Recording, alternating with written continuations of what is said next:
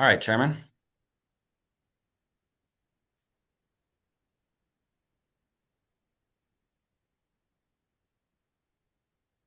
Good afternoon. The Board of Adjustment is now in session. My name is Anthony Robinson, and I will be chairing today's meeting.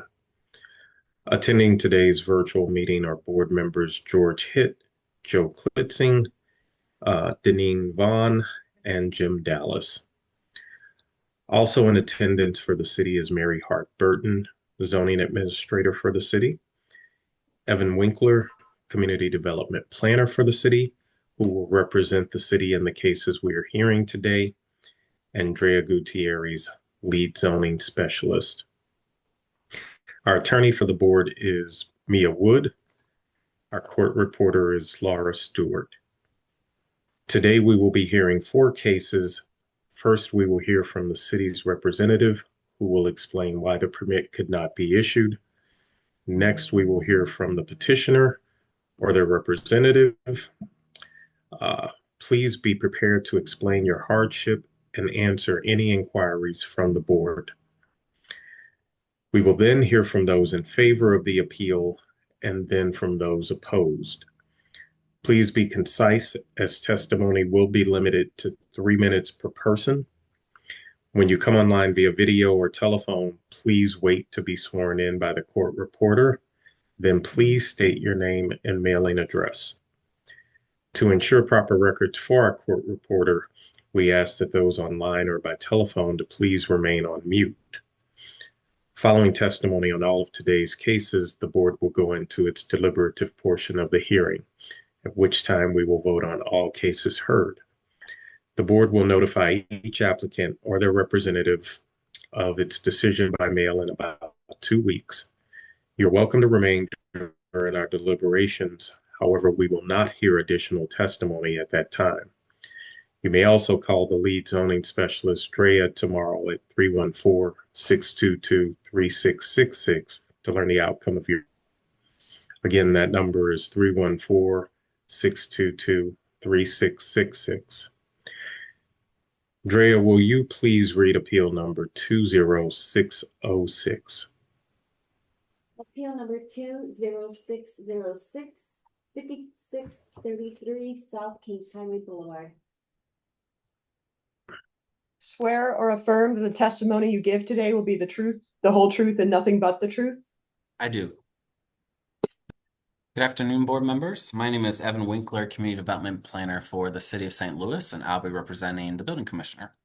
I'm here to present evidence of an appeal to operate a nail salon, no retail sales, at 5633 South Kings Highway Boulevard.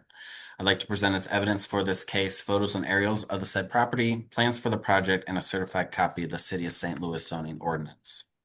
The basis for denial of doing business as Carrie Beauty AA Nail Studio concerning the building commissioner's refusal to issue an occupancy permit that would authorize the petitioner to operate a nail salon at 5633 South Kings Highway Boulevard in city block number 5830.00 is as follows.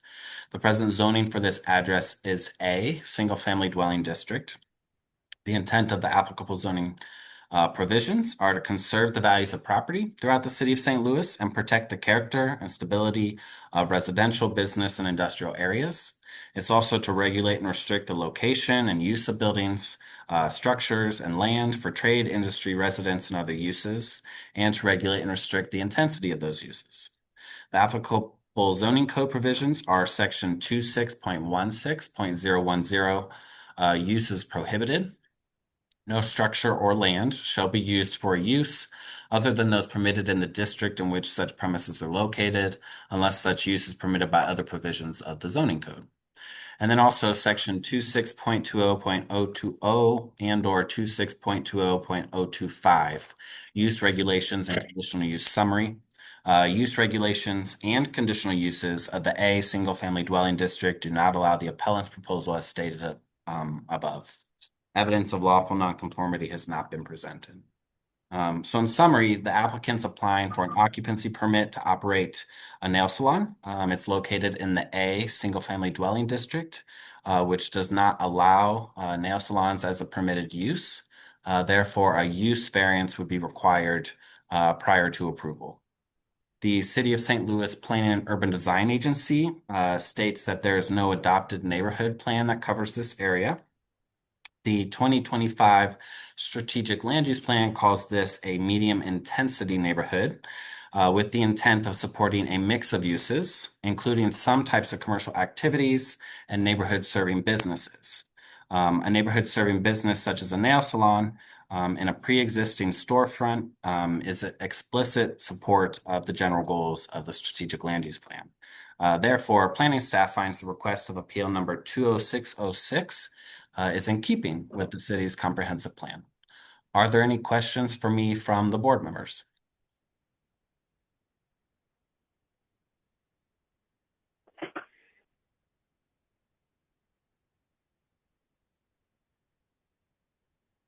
Okay, let's hear from the appellant. Ms. Pianetta.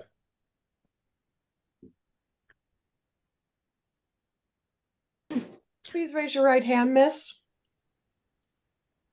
Do you swear or affirm that the testimony you're about to give will be the truth, the whole truth, and nothing but the truth? Yes. Okay, Thank you. can you state your name and mailing address for the record? Reina Karen. Reina Karina Pineda. Email. You need the email or the address? Mailing address. Mailing address, 9455 Gentry Avenue, St. Louis, Missouri. Zip code 63125. Okay, go ahead. Testimony.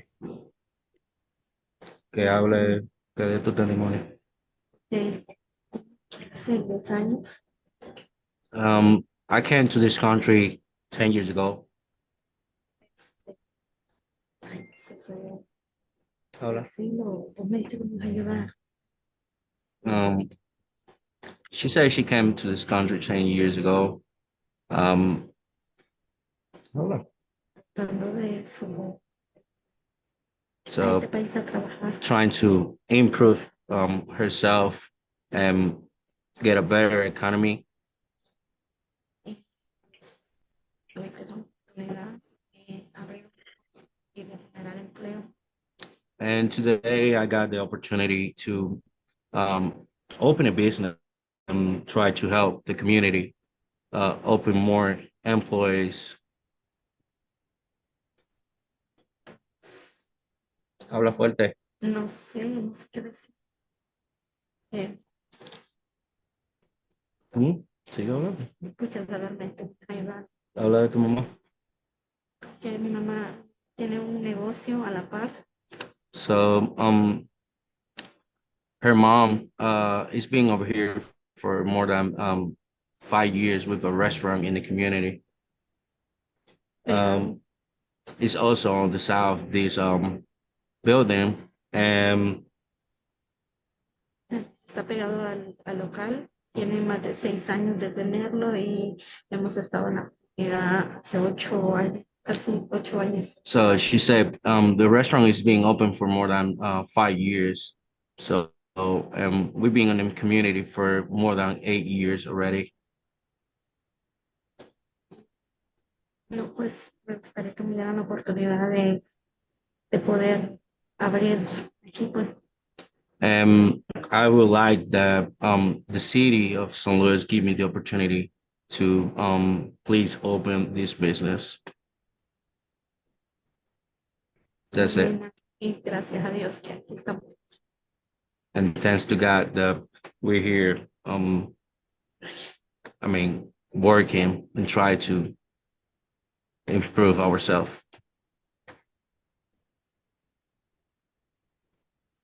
Okay. Any board members have any questions? I do, Anthony. Jim. Balance, we're Good appearing afternoon. before the board. I have a question. Is there a business currently in the location? I thought I saw that there's a beauty supply store at the moment. Right now, so can you repeat your question? So That, Certainly. Can you hear me okay? yeah, I hear you now. Okay. What is in that location at 5633 South Kings Highway? Is there a beauty supply store at the moment, or is it empty? No, it's not empty, but it's not a, nail spa. It's just a salon. So we don't sell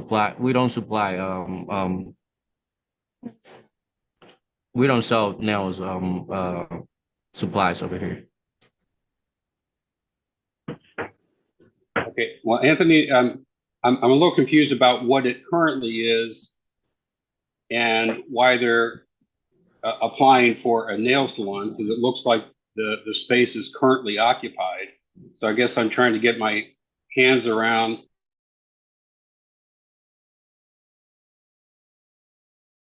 what they're looking to put in that space. Okay. So, sorry, um, okay, Renis. So, what is currently in the space that you are looking I mean, to go right in now business? is everything that she put on over here. So she fits everything. She got all the stuff that she needs to start working. That's what it is. That's what we got over here. So, you're not looking to sell any No, product. no, we're not looking to sell products over here. Okay, It's just a nail salon. gotcha. So, Jim, it seems like they just got construction stuff. Is that correct? Yeah. Okay. Okay. So the space is currently not occupied by any business. You're not currently running a business out of 5633 South Kings Highway. No, sir. Okay. We trying to open it. That's what we're Okay. trying to. Okay. When I drove by, I think the awning said a beauty supply store or something like that. I did not get out of my car, No. but so it's currently not being used as a business. Okay. Thank you. Welcome. That's all that I have for now, Anthony. Any other board members? Yes, I have a question. Yes, Denise. Um, Ms. Pineda, do you have a Missouri State nail technician license? Sí. Yes. Okay. Also, is there liability insurance intact right now to start the business? Que si tú tienes la aseguranza para poder empezar el negocio.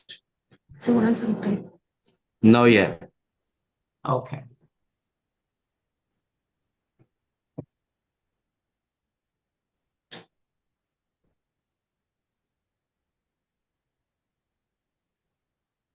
Okay, What Jim? what are the hours of operation you hope to open the business? De la mañana a 7 de la noche. Hours operations are de lunes a viernes. 9:30 de la De mañana. lunes a viernes. So hours of operations are from Monday to Friday. Saturday. From Monday to Saturday, 9:30 to 7 p.m. 9:30 a.m. to 7:30 p.m. And to clarify, closed on Sundays? No, dos. Sorry, my bad. Tuesdays are is closed. So Sundays is 9:30 to 4 p.m. Sunday, yeah, Sunday. 9:30 to 4 p.m. Okay, I don't think we're getting a clear answer on a day-by-day basis. So you said Tuesdays are closed? Yeah, Tuesdays closed. Monday, Wednesday, Thursday, and Fridays, and Saturdays is 9:30 a.m. to 7:30 p.m. and 7:30. Sundays 7:30. Yeah, and Sundays is 9:30 a.m. to 4 p.m.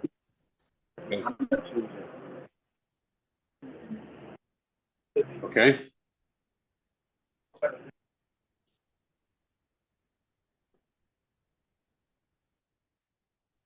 Any other questions?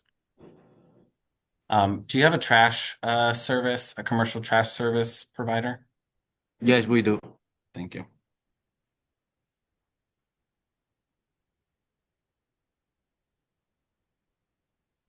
Any other board members or staff?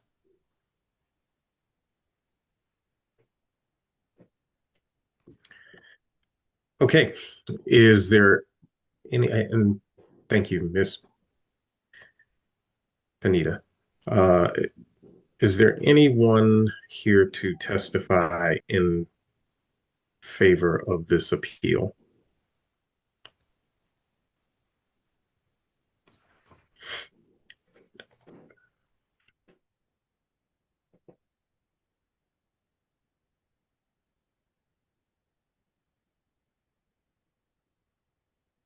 Is there anyone here to testify in opposition to this appeal?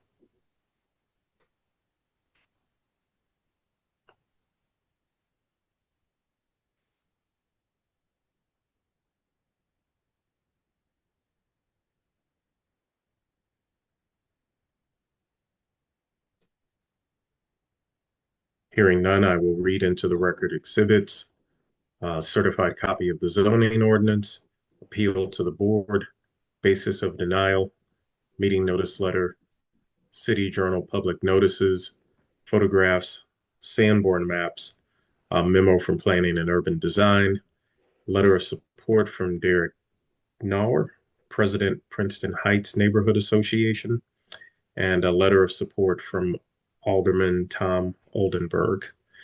And with that, I will consider this appeal having been heard. Drea, can you read appeal number 20608? Appeal number 20608, 3936 Gravois Avenue.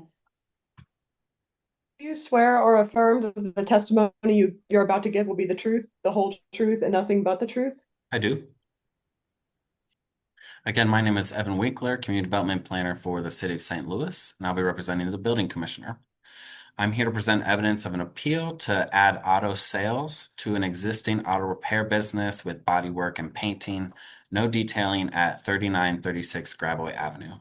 I'd like to present as evidence for this case photos and aerials of the said property, plans for the project, and a certified copy of the City of St. Louis zoning ordinance. The basis for denial of DJ's Auto Body concerning the building commissioner's refusal to issue an occupancy permit authorizing the petitioner to operate an automobile sales, repair with body and paint at 3936 Gravois Avenue in city block number 5791.00 is as follows. The present zoning for this address is G, Local Commercial and Office District. The intent of the applicable zoning provisions are to conserve the values of property throughout the city of St. Louis and protect the character and stability of residential, business, and industrial areas. It's also to regulate and restrict the location and use of buildings, structures, and land for trade, industry, residence, and other uses, and to regulate and restrict the intensity of such uses. The applicable zoning code provisions are section 26.16.010, uses prohibited. No structure or land shall be used for use other than those permitted in the district in which such premises are located, unless such use is permitted by other provisions of the zoning code. Also, section 26.44.020 and or 26.44.025, use regulations and conditional use summary. Use regulations and conditional uses of the G, Local Commercial and Office District, do not allow the appellant's proposal as stated above. Evidence of lawful nonconformity has not been presented. In summary, the applicant's applying for an occupancy permit to add auto sales to an existing non-conforming business. They operate auto repair located in the G district. There were no conditions because it's continuing legal non-conforming use. However, the expansion into auto sales, which is not a permitted use in the G district, requires a use variance from the Board of Adjustment prior to approval. The City of St. Louis Planning and Urban Design Agency states that there's no adopted neighborhood plan that covers this location. The 2025 Strategic Land Use Plan calls this a medium intensity corridor. And these are areas intended to be pedestrian focused and designed to accommodate people arriving via foot, bus, and bicycle. These areas are to discourage automobile-related commercial activities, including auto sales. The granting of the variance would not be in keeping with the designation's intent of creating a pedestrian-oriented environment that discourages automobile-related activities and would actually work against achieving the goals of the strategic land use plan and the new zoning code. Therefore, planning staff finds the request of appeal number 20608 is not in keeping with the city's comprehensive plan. Are there any questions from the board?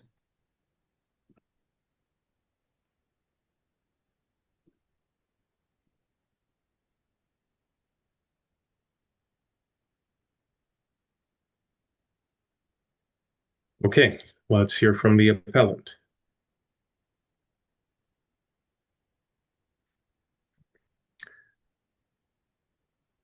Which I do not see. I believe the Here. owner's here. I'm not sure if the applicant is with us. Okay. And that's who is the Mr. owner? Mr. Vanderplume. Can we ask you to unmute, sir? If you're on your phone, it's *6.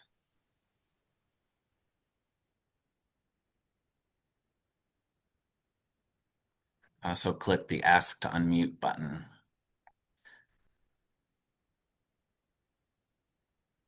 Again, *6 to unmute Mr. Vanderplume. There you go. Yes, I'm here. How you doing? Good, Mr. Vanderplume. So, do you have video? Do I have video? I do not have video. Okay. We will get you sworn in. Yes. Mr. Vanderplume, I am the court reporter for this proceeding. Since you're on the phone, can you please verbally confirm that your right hand is raised? Yes, my right hand is raised. Do you swear or affirm that the testimony you give will be the truth, the whole truth, and nothing but the truth? I do. Thank you. Okay, can you state your name and mailing address for the record? Joseph Vanderplume, 3936 Gravois, St. Louis, Missouri, 63116. Okay, proceed with your testimony. It's an auto body repair shop that's been operating in business here for years. And I have a new tenant here, and he wants to get a dealer's license. And in order to get a dealer's license, we have to be okay through the city. And is what he's going to use the dealer license for is to like buy cars at auctions or buy customers' cars and then repair them and then bring them back to the auctions. So it's not actually going to have any cars out in front, such as used car lots or anything like that. He just needs the dealer's license to conduct more business to make his business increase.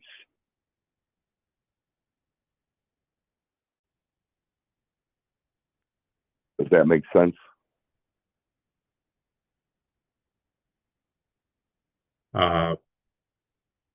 Does for me. And any board members have any questions? Jim. All right. Thank you, Mr. Chairman. Thank you, Mr. Vanderplume. So I do have a couple of questions. So one of the pictures in our packet of information for the Board of Adjustment, there's a picture that says John's Auto Sales and Repair.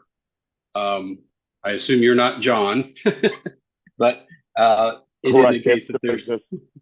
Was that the previous business? Well, no, that's the business that's next door to ours. Ah, okay. Okay. All right. So that's not really part of it. Okay. So then that So there isn't any currently auto sales taking place. What exactly are you doing at the moment, or your tenant doing at the moment? Is it just repairs? Auto body repairs. Okay. All right. And do you have adequate spacing or space? How many lots?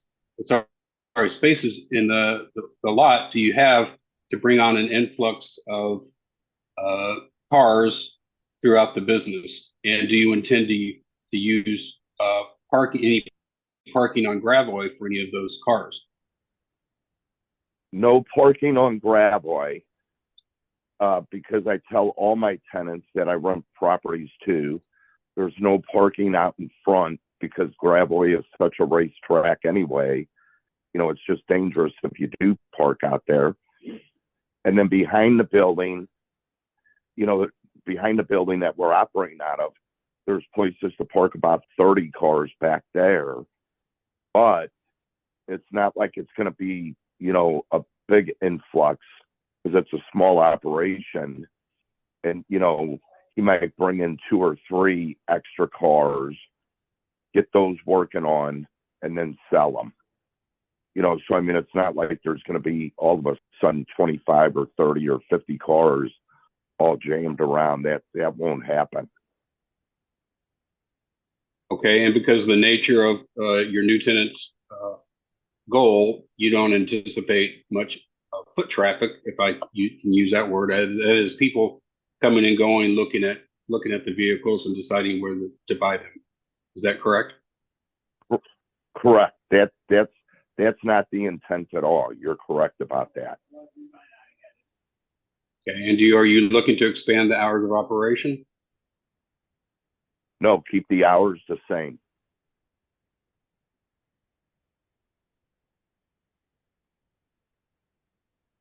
Okay, Mr. Chairman, that's all I have for now. Okay. Any other board members have any questions? Yes, Denise? I have a question. Mr. Vanderplume, are you also a partner in this business? I am not a partner in the business. I just rent property to the tenant. I am not a partner. Okay, thank you.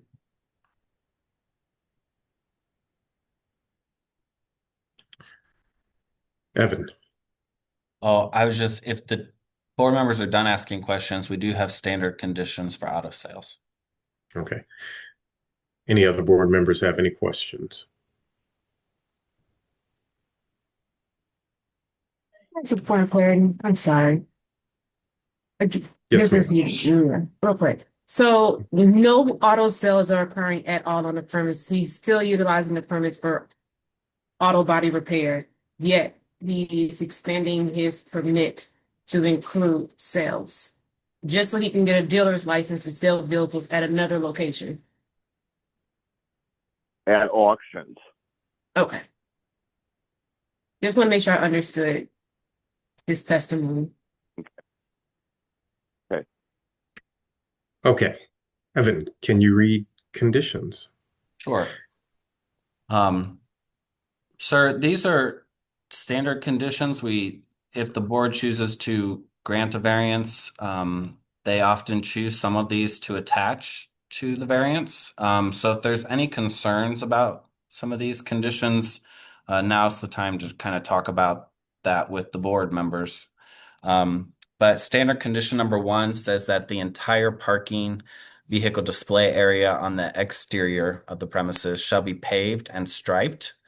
Parking areas shall be striped so to substantially conform to the width and depth layout standards for parking spaces as provided for in section 26.16.080D of the zoning code.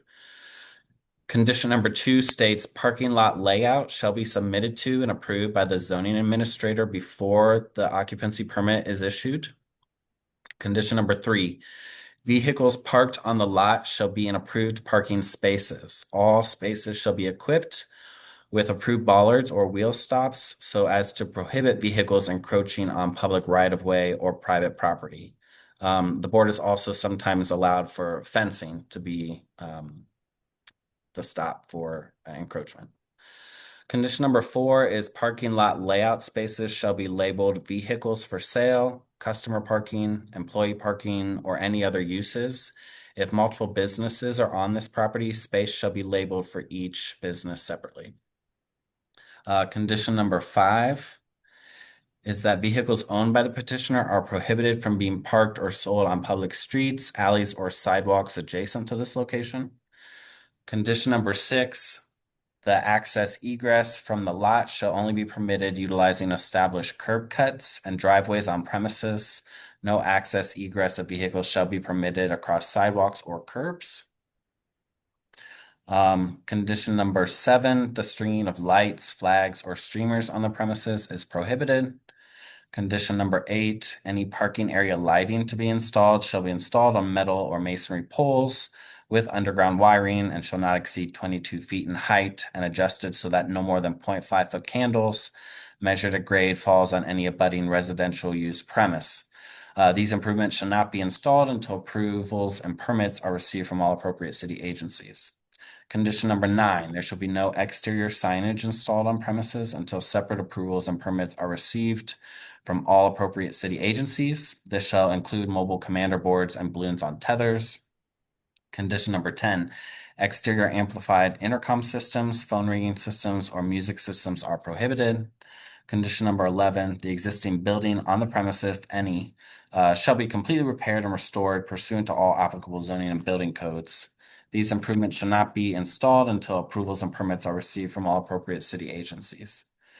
Condition number 12, there shall be no storage of derelict or salvaged vehicles permitted on subject premises or on the public streets, alleys, or sidewalks adjacent to this location. All vehicles shall be in an operable condition. This might be something to talk to the board members about since they do repair. Condition number 13, there shall be no vehicular, mechanical, or body repair, spray painting on the premises, on the public streets, alleys, or sidewalks adjacent to this location. Again, sometimes they alter this one to still prevent it from being on public streets, alleys, or sidewalks. But since this business is also doing body repair and spray painting, they would typically alter that. Number 14, there shall be no open storage of auto mechanical or body parts, batteries, tires, motor oil, or other automotive fluids, or refuse of any nature on subject premises or on public streets, alleys, or sidewalks adjacent to this location. Number 15, there shall be no salvage of parts from vehicles on subject premises. Again, because of the repair, it may be appropriate to talk about that one. Number 16, hours of operation will be limited to what you testify here today. I know you testified that it'd be the existing hours, but I don't actually know what those hours are. So if you could testify what those hours are, that would be great. Number 17 is there shall be no cord or rope type LED lighting surrounding or framing windows and doors. Number 18, the petitioner shall provide a commercial dumpster and establish a trash removal contract through a private source for regular pickups and maintain the entire premises in a clean, orderly appearance at all times. Condition number 19, the petitioner shall provide a refuse container on the exterior of the premises for use by the customers and shall be emptied on a daily basis or more if needed. If another container is needed due to the level of business, it shall also be provided. Number 20, there shall be no vending, ATM machines, or payphones on the exterior of the premises at any given times. And number 21, the premise shall not be issued a public nuisance notice pursuant to Ordinance 68535 or its successor ordinances. Mr. Vanderploom, do you have questions or concerns about those? And again, do you mind testifying what the hours will be? Hours are 8 a.m. to 5 p.m. And is that 7 days a week, except for Sunday, I suppose? Correct. No Sundays. All right.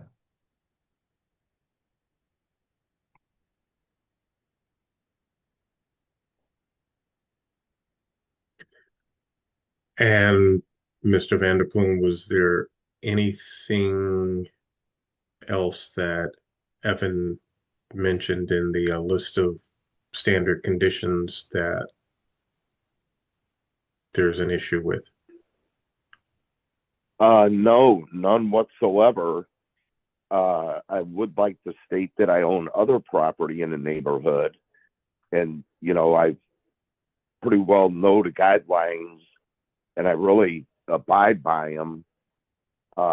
Meaning, one of my daily tasks every day is not only, making sure that the tenants keep everything clean, but I pick up all the litter out in front of the properties. I want the neighborhood to look good. I want the property to look good, because I've got a lot invested in everything here. So I want to abide by the guidelines, and I do abide by them.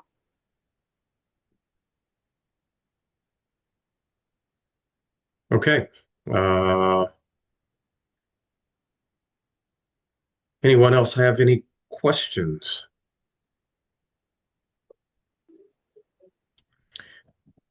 Oh, I'm Good evening. sorry. I do have a final question. Mr. Husseini is not on the call. Is there any particular reason why he is not on the call? He will be operating the business, right?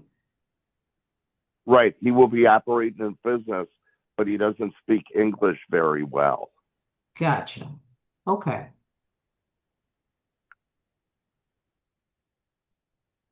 And Okay.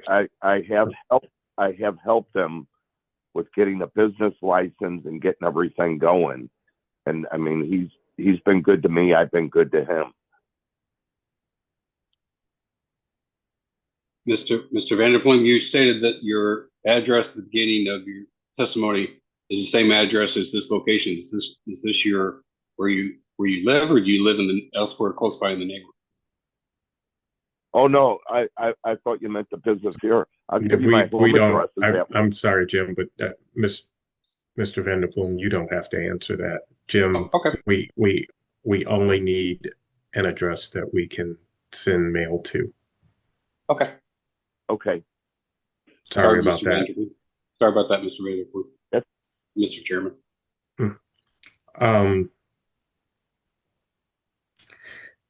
With no other questions, is there anyone here to testify in favor of this appeal?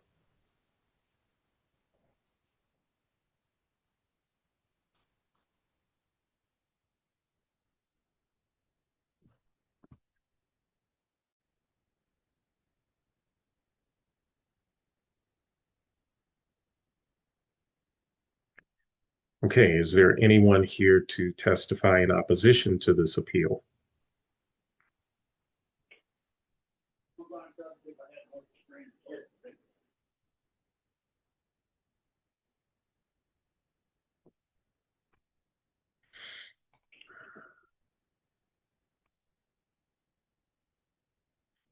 Hearing none, I will read into the record exhibits. Certified copy of the zoning ordinance, appeal to the board, basis of denial, meeting notice letter, city journal public notices, photographs, Sanborn maps, memo from planning and urban design, a letter of support from Derek Dewar, President, Princeton Heights Neighborhood Association, and a letter of support from Alderman Tom Oldenburg. And with that, I will consider this appeal having been heard. I just want to make a quick correction on that, Chairman. Yes. I apologize. Sorry. We had to send out two different exhibit lists. So I is not a part of this exhibit, or J. So there are no letters of support included with this packet. That was our mistake. Sorry, Mr. Robinson. Okay. Exhibits will not include I or J. Thank you. And with that, I will consider this appeal having been heard. Drea, can you read appeal number 11985? Appeal number 119. So I can go ahead and hang up now. Yes, Mr. Vanderpool. Thank you all. Thank you. Sorry, Drea. 1985 5955 Dr. Martin Luther King Drive. Swear or affirm that the testimony you're about to give will be the truth, the whole truth, and nothing but the truth? I do. Again, good afternoon, board members. My name is Evan Winkler, Community Development Planner for the City of St. Louis, and I'll be representing the Building Commissioner. I'm here to present evidence of an appeal to construct a mixed-use building with event space per plans at 5955 Dr. Martin Luther King Drive. I'd like to present as evidence for this case photos and aerials of the said property, plans for the project, and a certified copy of the City of St. Louis zoning ordinance. The basis for denial of Young Voices with Action, care of Amanda Norris with Core 10 Architecture, concerning the building commissioner's refusal to issue a building permit authorizing the petitioner to construct a mixed-use building with event space per plans at 5955 Dr. Martin Luther King Drive, located in City Block number 500.00 is as follows. The present zoning for this address is Zone G, Local Commercial and Office District. The intent of the applicable zoning provisions are to fix reasonable standards to which buildings and structures shall conform. The applicable zoning provisions are section 26.16.020, structures prohibited. No structure shall be erected, placed, or enlarged or structurally altered unless such action shall make the premises upon which it shall stand conform to the regulations for the district in which the premises are located, unless authorized by other provisions of the zoning code. Also, section 26.16.080E1, off-street parking and loading requirements. All parking required in any dwelling district, unless otherwise stated in the district regulations, shall be located in a main building and an accessory building on the lot occupied by the main building, or except in the A, single-family dwelling district, and B, two-family dwelling district, on an alternative site, provided the following conditions are met. Condition number 1 is that required off-street parking in any dwelling district may be provided as a conditional use on property other than that occupied by the main building, provided that the property on which the parking is located is in the same possession, either by deed, by easement, or long-term lease, which has a life or term equal to or exceeding the life of the building occupied by the principal use, and in no case less than 99 years. And further provided that the parking will be located in an equally or less restricted zoning district. Proof of such deed, easement, or long-term lease, including covenants which bind the owner and his heirs or assigns to maintain the required number of off-street parking spaces during the existence of the principal use, shall be required to be filed with the zoning administrator and the city assessor's office. At any time that the main building is rendered useless, or if any alternative site, which is just as suitable for off-street parking, becomes available, the zoning administrator may allow the recession of the covenant or long-term lease. Also, section 26.44.025A, conditional uses. The following conditional uses may be allowed in the G, local commercial office district, subject to the provisions of section 26.80.010. A states that any use eligible to be a conditional use in the F, neighborhood commercial district.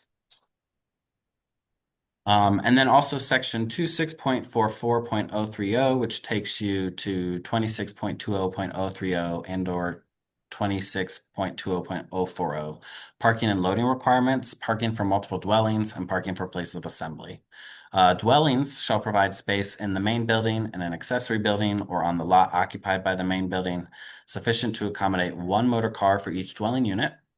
Any arena, auditorium, meeting room, or other structure used principally as a place of public assembly shall provide parking space within 1,000 feet of the main building or structure sufficient to accommodate one parking space for every 3 seats, based on maximum seating capacity, except as noted herein. And then finally, section 26.44.050, which takes you to 26.40.050. Height regulations. No building shall exceed 3 stories or 50 feet in height. Churches, schools, public buildings, hospitals, and institutions may be erected to a height exceeding 85 feet. Evidence of lawful nonconformity is not presented. So in summary, the applicant is applying for a building permit to construct a new mixed-use building located in the G local commercial and office district. The facility will include 3 white box commercial tenant spaces that are on the ground floor. The second and third floors will have a total of 18 dwelling units. And then the 4th floor will consist of an event space with a roof terrace, restrooms, and some storage. There will be 42 parking spaces on the parcel. And then they've also entered into a lease agreement, a 2-year lease agreement at 5918 Theodosia Avenue, which is directly north of this parcel across the alley. And it's currently owned by the city of St. Louis. which will provide 108 parking spaces. In the G district, mixed use is a permitted use. However, places of assembly or event space requires a conditional use approval. And then this project also needs an area variance for height. This will be a 4-story building, but the G district only allows for 3 stories. And then a second area variance will be required for lack of parking. So they are providing more than is required. This project would require 122 spaces. However, they're providing it on a parcel that is not have the main building. It's also in a zoning district that's less restrictive than their G district. And the lease agreement is only for 2 years instead of the 99-year lease agreement as is outlined by the code section. So this proposal would need a conditional use for place of assembly, area variance for parking, and an area variance for height. The City of St. Louis Planning and Urban Design Agency states that this location does not fall within a neighborhood plan. The 2025 Strategic Land Use Plan calls this a medium intensity corridor. These are places that would be pedestrian focused with many types of housing and active ground floors with a mix of uses and buildings with a maximum height of between 3 and 5 stories. So the project should bring new density to an important unit type to the neighborhood at an intersection with great transit. And this is they're saying that this is exactly in line with the goals of the medium intensity corridor. They do make a note about parking at Theodosia Avenue that does not really align with the strategic land use plan, but that's actually a separate parcel and could be further developed at a later date. So with that, the planning staff finds the request of appeal number 11981 is in keeping with the city's comprehensive plan. Are there any questions from the board?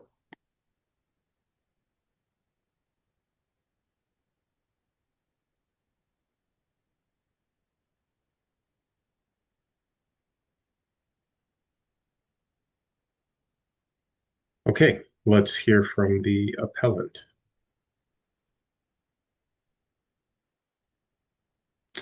I apologize Rob. in advance. I do not have video today, but I am Rob Wagstaff representing the appellant. Okay, let's get you sworn in. All right, my hand is in the air. Thank you for confirming, Mr. Wagstaff. Do you swear or affirm that the testimony you're about to give will be the truth, the whole truth, and nothing but the truth? I do. Thank you. Okay, can you state your name and mailing address for the record? Yes, my name is Rob Wagstaff. I am an architect with Core 10 Architecture. Our address is 4501 Lindell Boulevard, Suite 1A. Okay, proceed with your testimony. Wanted to once again state I'm Rob Wagstaff, Core 10 Architecture, and we are here representing today young voices with action in their desire to bring what is much needed housing to an area of the city that has seen large amounts of disinvestment over the decades, and more recently was just ravaged by a tornado, which kind of expedites the need for what we're proposing. And what we are proposing is a new mixed-use residential retail project on what is today a vacant lot at 5955 Dr. Martin Luther King. 4 floors of occupiable building with a total of 18 for rent units in 15,960 square feet, 3 retail spaces at 5,600 square feet on the first floor, an interior and rooftop assembly space of 2,200 square feet. And we understand that the assembly is going to require a conditional use. And as far as our parking goes, we do have 24 spaces for the 18 residential units, which exceeds the required amount. And then we have an additional 19 on site, was stated earlier by Mr. Winkler. And then we do have the lease for well over 100 off-site parking across the alley on Theodosia. In addition to this, we have lots of street parking, like 40 spaces within easily walking distance on our block. And then the height issue. Right now, our building is at 52 feet and 5/8 inches from the lowest point of grade to top of parapet, highest point of parapet. Actually, most of the building is below that, is within actually the parameters of the code. Below 50 feet, we have just at our highest point, we are at 52 feet, 5/8 inch. We are 4 stories instead of the required 3, but if you look up and down the street, across the street from us, and then across into the north, there's 2 buildings that we kind of are drawing on for the mass and volume of our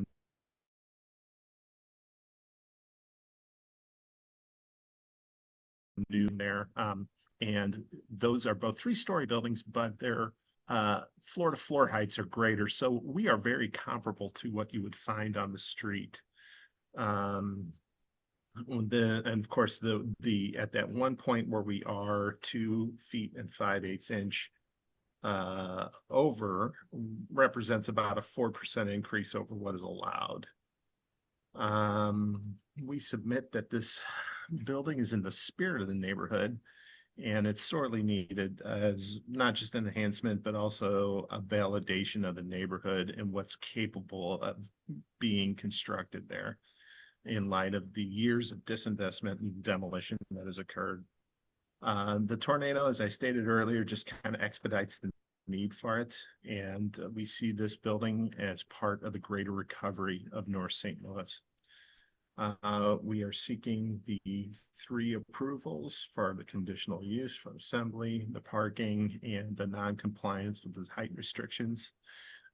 You've got exhibits that were distributed and the plans and the rendering.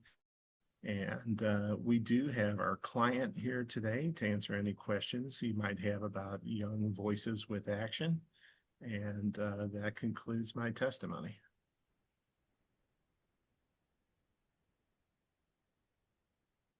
Board members, any questions?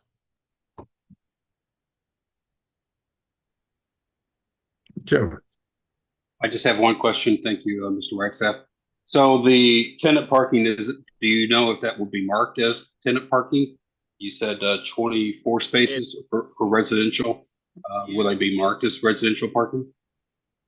At our site plan.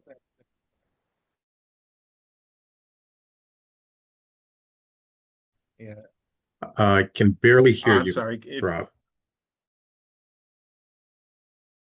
If you look at is secured, and that parking is available only to tenants, and the parking lot immediately to the west is the one that's available for the retail and the assembly space. So the tenant parking that is secured is 24 spaces, and only tenants will be allowed to access that. Okay, I see that now. Thank you.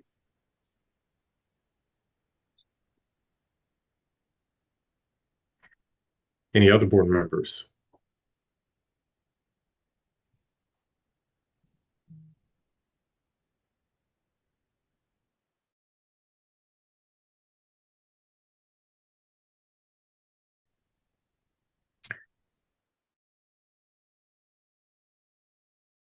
To testify in favor of this appeal?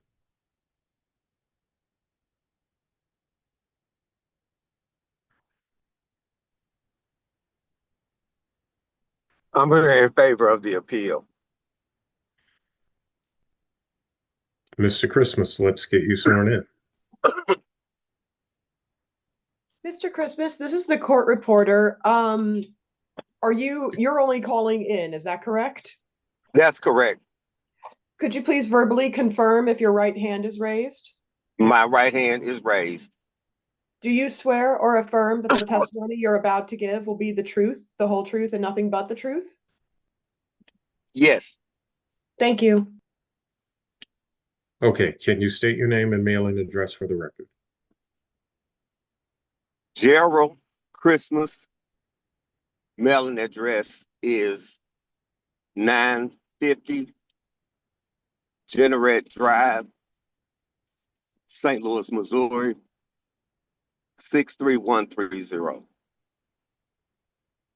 Proceed with your testimony. We've heard the statement from the architect about this project, and I think most people are aware of the community where it is sorely needed. I'm in full support of this project and the vision that Young Voices with Action has to make this bold move for this community. And we all know very well that this is very much needed and it's going to be contagious.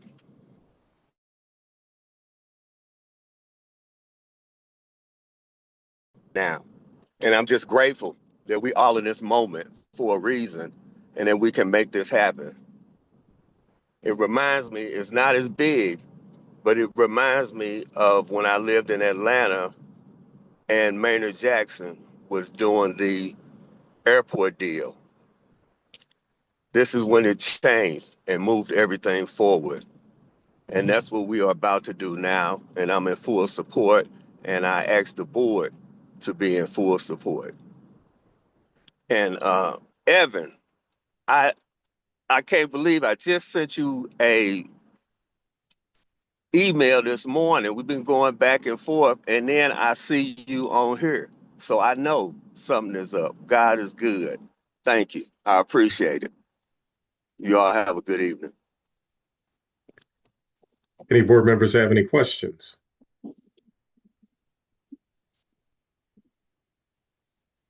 Mr. Chairman.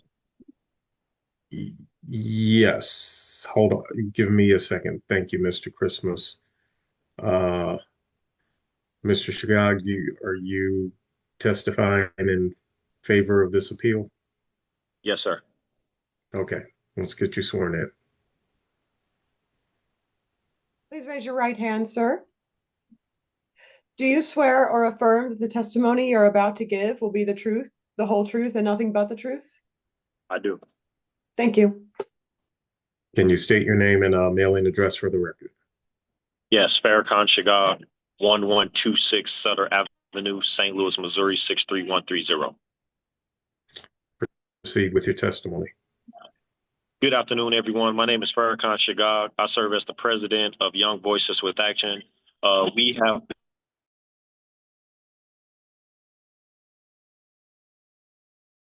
been neighborhoods of Wells Goodfellow and Hamilton Heights, the two neighborhoods that straddle the Wellston Loop corridor. And we have been working in trying to galvanize, improve, motivate, inspire this neighborhood for the last 10 years. We're so grateful and we're so honored to have the support of various different levels of government, from federal government, state government, and as well as our local government, as well as the support of the local businesses, also our local elected officials as well. And so we believe that this project will catalyst to spur economic growth and also further economic development in that particular area and in that corridor. And I strongly would ask for this board to strongly consider our appeal, as this project will help, as Mr. Gerald Christmas mentioned earlier, will help galvanize the community and help sustain housing and also lure additional businesses to the area. Thank you. Any board members have any questions? Jim? Yes, thank you, Mr. Shagag. Question, the parking behind the building, the 108 unit parking that's under a 2-year lease, are you familiar with that or have any involvement in, the negotiation or the fact that there is a 2-year agreement for that parking lot?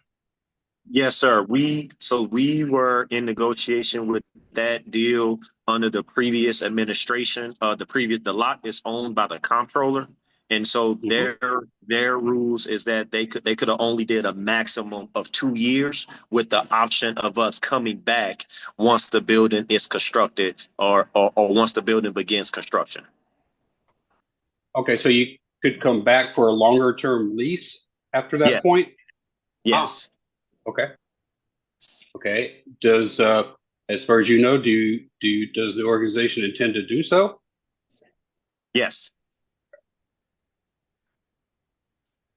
All right. Thank you. And so just to be clear, Mr. Shagag, you would have done a longer lease if not for the comptroller not allowing more than a 2-year agreement. That's correct.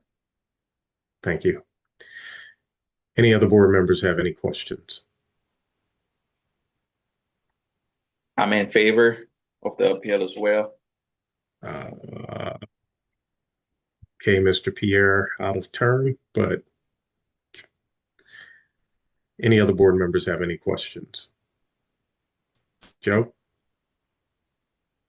The extended lease, will it be, from what Evan read, needs to be 99 years or the longer time than what the building will stand? Is that what we're talking about on the extended lease? Let me clarify something. Oh, okay. Thanks, Joe, for that. But so the zoning code allows for parking to be provided as a conditional use on an alternative site through a 99-year lease agreement. Also, that location has to be in the same zoning designation or less restrictive zoning designation. Because Theologia is in a more restrictive designation, they could have never achieved what the zoning code requires to be considered a conditional use. So they are here for an area variance for lack of parking. Okay. Thank you, Evan.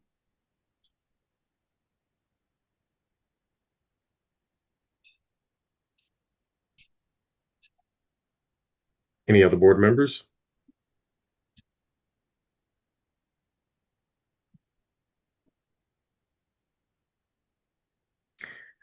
Okay.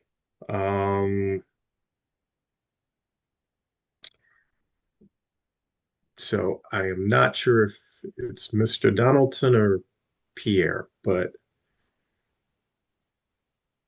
Yes, sir. Donaldson is my first name. okay. Let's get you sworn in, Mr. Pierre. Okay, thank you. Do you swear or affirm that the testimony you're about to give will be the truth, the whole truth, and nothing but the truth? Yes. Thank you.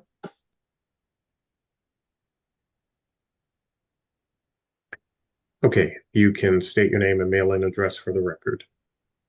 Yes, my name is Donaldson Pierre. I am a real estate agent, and I'm currently located in Irving, Texas. My address is 3816 Portland Street, apartment 223, Irving, Texas 75038. I used to live in St. Louis, and I still serve with I'm still part of the program. Yeah, so I've been working with our brother here, Farrakhan, and it's been years to see where we are right now. It's a blessing, not just for us, but also looking at the vision for the community and to see an area that have been pretty much people don't really go there no more. Then to see the project that will make a change in the community and especially in the area, I think it's gonna be one of the best thing the community need.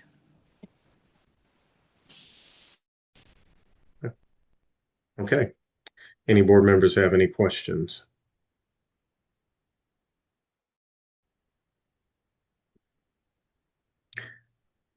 Thank you, Mr. Pierre. Mr. Boyd. Good afternoon. Good afternoon. Are you here to testify in favor of this? Yes, sir. Okay, let's get you sworn in. Do you swear or affirm that the testimony you're about to give will be the truth, the whole truth, and nothing but the truth? Yes. Thank you. Again, I'm Jeffrey Boyd. I live at 1438 Rowan Avenue, St. Louis, Missouri, 63112. I am a business owner in the community. Used to be the former alderman. I was the former alderman for 19 years. I just want to second everything Mr. Shagag said. I've had the opportunity to watch him grow over the past 10 years. He's an exciting young man. He's definitely about the community. The building that he's proposing to you is a very sexy building. Having a top floor with a patio reminds me of Delmar, whereby we have the Regional Arts Commission has a patio on their top level, and as well as the Moonrise Hotel. Um, I am super, super excited about this project, and I know a lot of people in my neighborhood are super excited as well. I have an event space. Welcome an additional event space in our community. I know his work is going to be first class. He's always been a man of his word.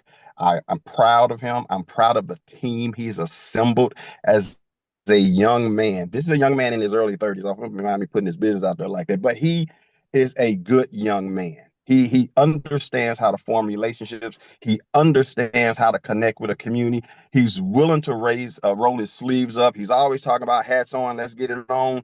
I don't think the city of St. Louis could ask for a better partner to work with to spear economic development on Martin Luther King Drive. From Wellston all the way to Union, there is a redevelopment plan in place, although there is not an actual plan sanctioned by or approved by the planning commission. But Martin Luther King is ready for development.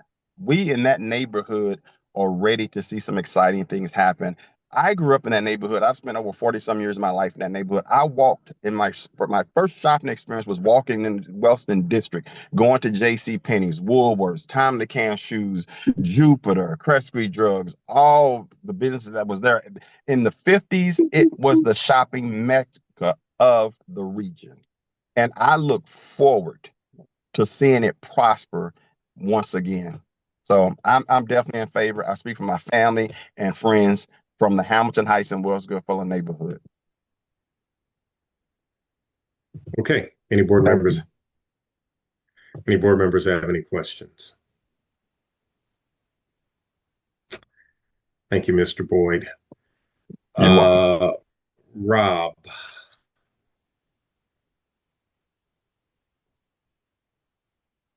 Hello, can you hear me now? Okay. Yes. What is your last name, Rob?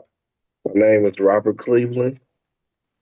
My address is give just a second, Mr. Cleveland. You've got to be sworn in. Raise your right hand, sir. Do you swear or affirm that the testimony you're about to give will be the truth, the whole truth, and nothing but the truth? Yes, ma'am. Thank you. Okay, now if you could state your name and mailing address for the record. My name is Robert Cleveland, address 2 Winshire Court, Ferguson, Missouri, 63135. And I just want to say, I am in agreement with everybody, especially Farrakhan. I've been working with Farrakhan for the last 7, 8 years. And we've been doing the work as also like doing cleanup, organizing cleanups for the neighborhood. And as Mr. Boyd just pointed out too, assistance of business people don't else the things like trash cans.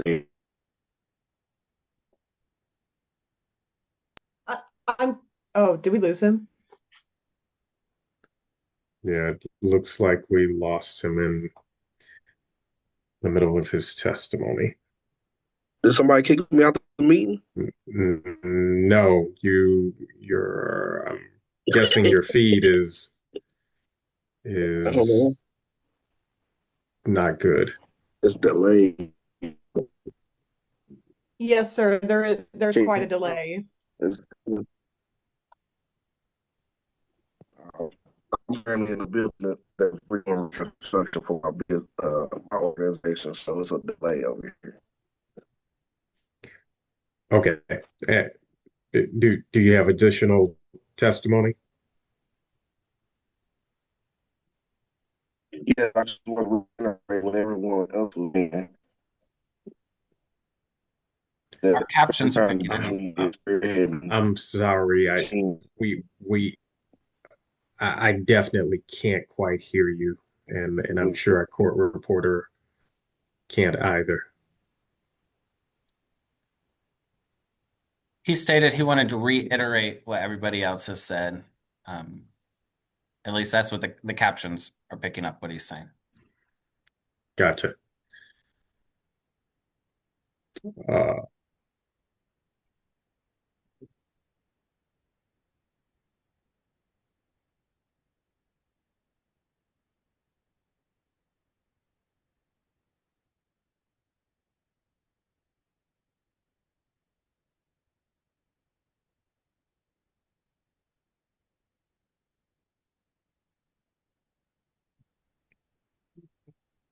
Okay. Well,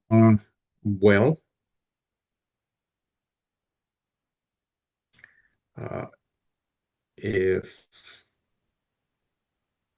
Mr. Cleveland has any additional testimony, we'll get that later. State Rep Collins. Present. Ms. Collins. Do you have video, Ms. Collins? I do, but I'm currently I'm not in a vacant house. I'm moving around. Okay. Let's get you sworn in. Thank you. Ms. Collins, can you please confirm that your right hand is raised? It is.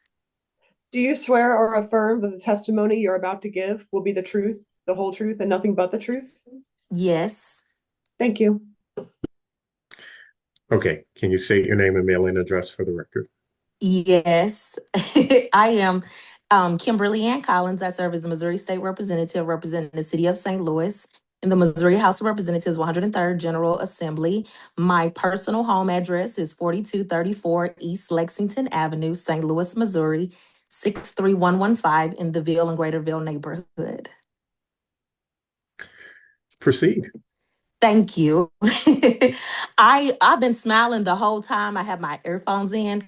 That I love when individuals say the term sexy. I've never heard that before, that we deserve a sexy building, a sexy and attractive building. That's something new to my ears, and I like that. But I also, Gerald Christmas and I share the same birthday. I always throw that out there. And I love that he said that positive energy, and I thought I heard him say positive development and good development is contagious. It was my first time hearing that, and I really liked that, and I almost jumped through my headphones, almost jumped through the screen.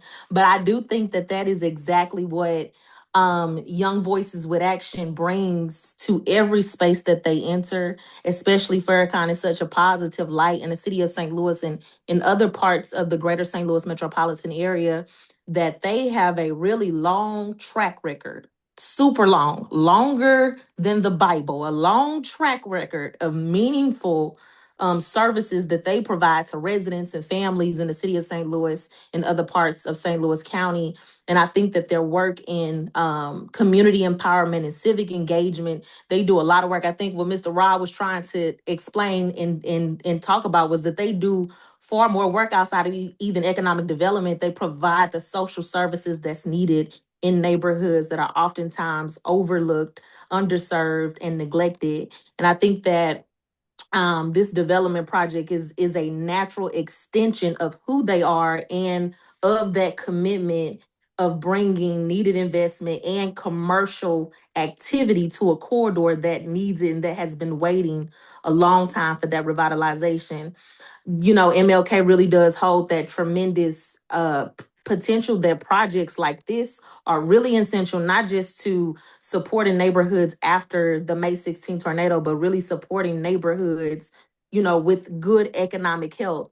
And so I'm in support of this. Kudos to Young Voices with Action and to Farrakhan and all of the community partners that are involved in this. This is something really bold to North St. Louis. I'm in support. Whatever my office can do to continue to support Young Voices with Action, me and my team are 1000% behind them. Thank you. Any board members have any questions?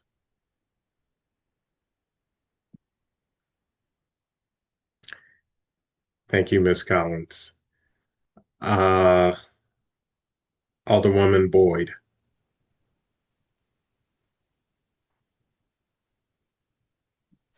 Good afternoon. Good afternoon. How's everybody doing? Good. I'm just wanted to say, Ms. Boyd, we need to get you sworn in. I was gonna say, do you need to swear me in?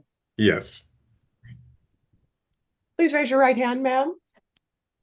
Do you swear or affirm that the testimony you're about to give will be the truth, the whole truth, and nothing but the truth? I do. Thank you. Okay, Alderwoman, we need your name and mailing address for the record. I was just getting ready to tell you all of that good information. Okay. My name is Pamela Boyd. I'm the Alderwoman for the 13th Ward. And my mailing address is 1200 Market Street, room 230. Okay, proceed. Thank you. I was coming forth to say that I'm in support of this project, but since I was elected as the person in the 13th Ward, I wanted to do things in a different manner to make sure that residents and businesses had input on any business that came into our community. And so that's what they had Mr. Farrakhan do. He went before the committee that's over in that area, and they talked to him to try to get input from him on what he was bringing to the community. They supported it. And so I just kind of I just do things differently, probably from other elected officials. I don't just allow people to come into communities and the residents and or the businesses don't understand what's going on or why. So I just wanted to make sure it's on the record that I do support the business and the project that's coming, but I just wanted to make sure that everybody and to understand what was going on. Thank you. Any board members have any questions?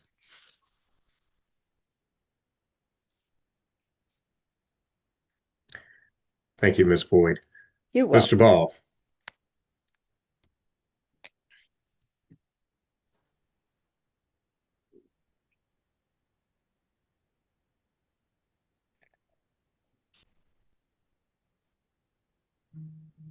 Yes, present. Let's get you sworn in. All right. Raise your right hand, sir. Do you swear or affirm that the testimony you're about to give will be the truth, the whole truth, and nothing but the truth? I confirm. Thank you. Can you state your name and mailing address for the record? Yes, my name is D'Angelo Ball. I live in a Fowler neighborhood, 4306 Farland Avenue, St. Louis, Missouri, 63115. Proceed with your testimony. I first want to just say it's a privilege and honor to support Farrakhan and Young Voices of Action in this program of development. I truly believe this is what the city of St. Louis asks for. It's the intersection of many needs being covered. I've worked with Farrakhan for quite some time. I'm also president of the Federation of Block Units. We're leaders of grassroots-led community leaders that and Farrakhan helps steward and oversee and just known to be a man of integrity. But what he's bringing, forward as far as youth services, leadership, economic development, I don't think there can be any other program that would fit, or development, a project that would fit what that area needs right now. And so I just want to say full support. I believe he brings what this community needs. very much, like I said, integrity, but also momentum, action, and I think we'd be blessed to move that forward. So, just want to say that he has my full support. It's an honor to work alongside him, to serve with him, and to see this this dream come to fruition. Any board members have any questions?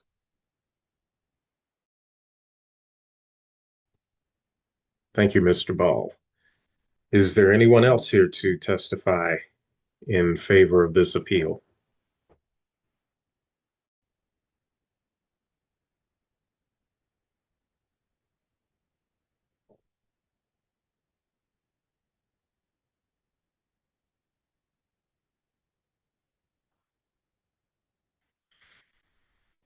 Ms. I'm Strange, trying to raise my hand. well, I can see you. Let's Okay, great. let's get you sworn in. Okay. Sorry. Do you swear or affirm that the testimony you're about to give will be the truth, the whole truth, and nothing but the truth? I do. Thank you. Okay. Okay, go ahead. State your name and mailing address for the record. Okay, my name is Francine Strain, 1485 Arlington Avenue, St. Louis, Missouri, 63112. Okay, proceed with your testimony. Sorry. Okay, I've been a resident of the 63112 Wells and Goodfellow neighborhood ever since I was a 6-year-old little girl, going to Jupiter's and J.C. Penney, just running up and down that corridor. And just this year alone, there has been a need for every event space, for every space that was mentioned that's in this building. There is a great need, and I am for what Mr. Farrakhan is trying to do. Okay, any board members have any questions? Thanks, Ms. Strain. You're welcome. Is there anyone else here to testify in favor of this appeal?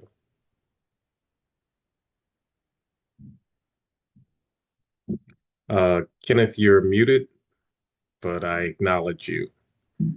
If you're on your phone, it's what is it, Evan? Is that okay? Can you hear me?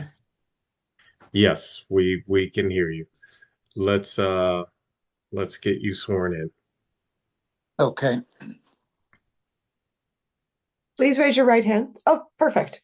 Do you swear or affirm that the testimony you're about to give will be the truth, about the truth? I do. Thank you. Okay, can you state your name and mailing address for the record? My name is Kenneth McClam. I live at 5875 Cobrigan Avenue, which is about a block and a half from the site. I've lived in this neighborhood. I started coming over here back in the late 50s. I'm 76 years old. And at the time, my great-grandmother lived in the house that I live in now.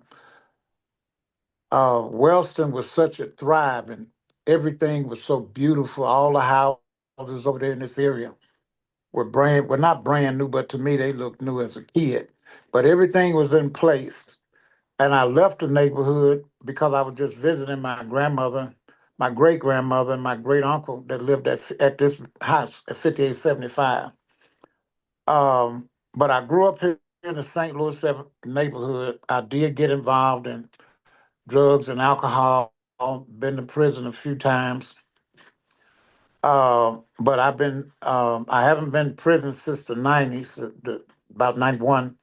But I'm an advocate. I got delivered in 1993, so I'm an advocate for the drugs and alcohol, and of course the rebuilding the neighborhood that was torn up because of poverty and lack of services. This building will provide a lot of services in the neighborhood. I've worked with a guy over here at High Tech Charities where he provides mental health and services in the neighborhood that I've used to work for. As a resident and a person in recovery, like I said, I got delivered in 1993. And the need is so great because I think this is the worst area in the metropolitan St. Louis area where we have the most deaths and most overdose in this area. I still live here. I'm not gonna move, but we do still do work in the neighborhood. I had a grant. I mean, I had a contract with the state where we housed up to 35 clients in mixed areas. But this would be something right here in the neighborhood, big enough to do not only what I was doing, but also to start doing redevelopment. We got houses around here that we can purchase. That's what my thing is. We can purchase and redevelop. And I work very close with Mr. Farrakhan. Matter of fact, when I met him, I kind of adopted him as my son. And I said, boy, if I had this kind of sense when I was his age, we'll be further, you know. But I love the work he's doing. It's my heart's desire. I live for. And I am a preacher of the gospel, but we also have programs that's in place right now that we're looking for funding. I don't know how long it's going to take to build this, but I know he told me when he get it built, I'm going to have an office in here and space in here to teach recovery classes and help establish detox programs in this area. So, like I said, Mr. Farrakhan, he got the knowledge, the strength, and the insight. And I believe he's a godsend for the neighborhood. I really do.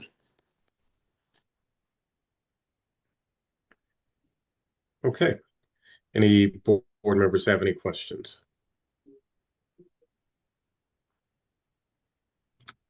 Thank you.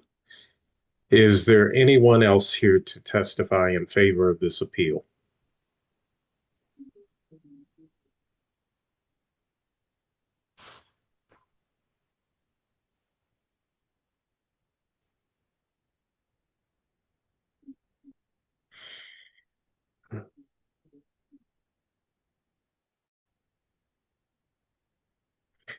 Okay. Is there anyone here to testify in opposition to this appeal?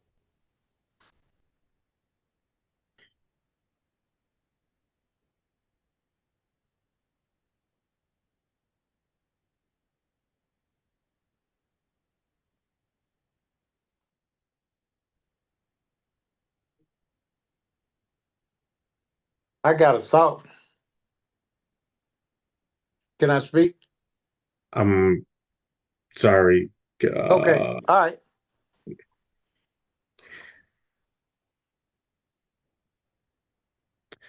Anyone here in opposition to this appeal?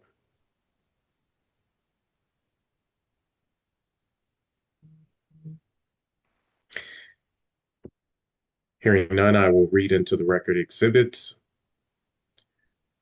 Certified copy of the zoning ordinance, appeal to the board, basis of denial, meeting notice letter, city journal public notices, photographs, Sanborn maps, memo from planning and urban design, copy of lease agreement for parking at 5918 Theodosia, submitted by petitioner, copy resolution submitted by petitioner, letter in support of lease agreement from Alderwoman Pamela Boyd, copy of letter of support to U.S. Congresswoman Cori Bush from State Senator Carla May, 4th District, sorry. Copy of letter of support for funding to Missouri Housing Development Commission from State Senator Carla May, 4th District. Copy of letter of support for funding to the Affordable Housing Commission for Senator Stephen Roberts, Assistant Minority Floor Leader, 5th District. Letter of support from State Senator Carla May, 4th District. Copy of the consolidation plat and email letter of support from Jim Ross, founder and advisor, Sanctuary in the Ordinary. And with that, I will consider this appeal having been heard. Drea, can you read appeal number 11986? Appeal number 11986, 3601 Lindo Boulevard. Do you swear or affirm that the testimony you're about to give will be the truth, the whole truth, and nothing but the truth? I do. Thank you.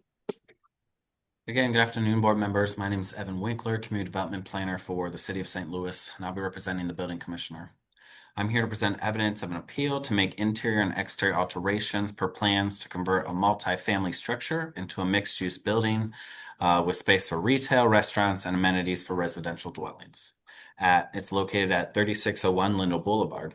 I'd like to present as evidence for this case photos and aerials of the said property, plans for the project, and a certified copy of the City of St. Louis zoning ordinance. The basis for denial of Melbourne Apartments, LLC, care of Jason Johnson, Renaissance Development, concerning the building commissioner's refusal to issue a building permit, authorizing the petitioner to make interior and exterior alterations per plans at 3601 Lindell Boulevard, located in city block number 1961.00 is as follows. The present zoning for this address is Zone H, Area Commercial District. The intent of the applicable zoning provisions are to prevent additions to and alterations or remodeling of existing buildings or structures in such a way as to avoid the limitations lawfully imposed. The applicable zoning code provisions are section 26.16.020, structures prohibited.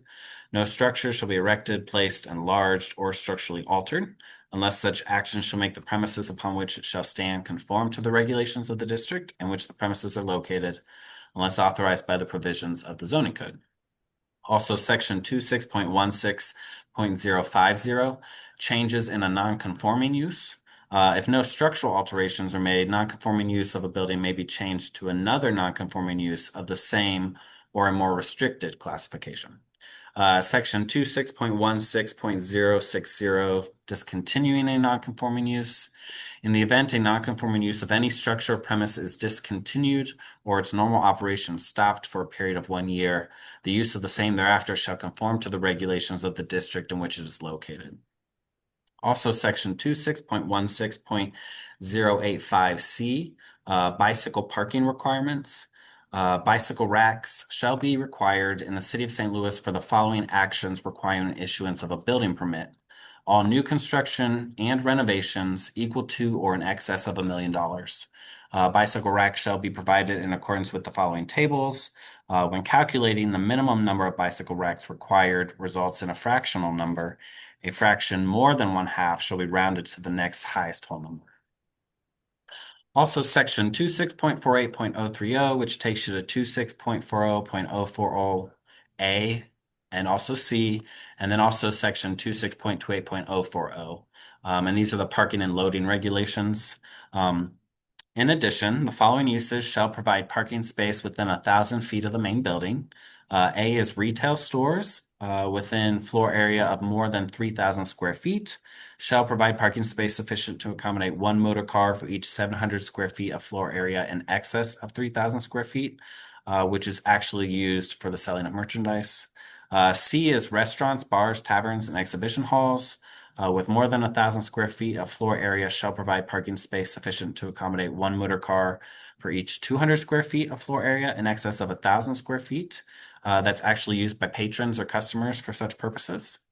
And then each new multiple family dwelling shall provide parking space sufficient to accommodate 1 motor car for each 1 dwelling unit.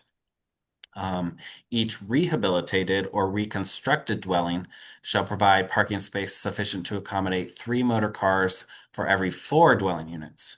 Notwithstanding the foregoing 2 sentences, in the case of multifamily dwelling constructed exclusively for occupied by elderly or blind or other physically handicapped person or structurally designed in accordance with specific Federal Housing Administration requirements, the required amount of parking is reduced from the specified ratio by 40% if adequate space is provided in the dwelling.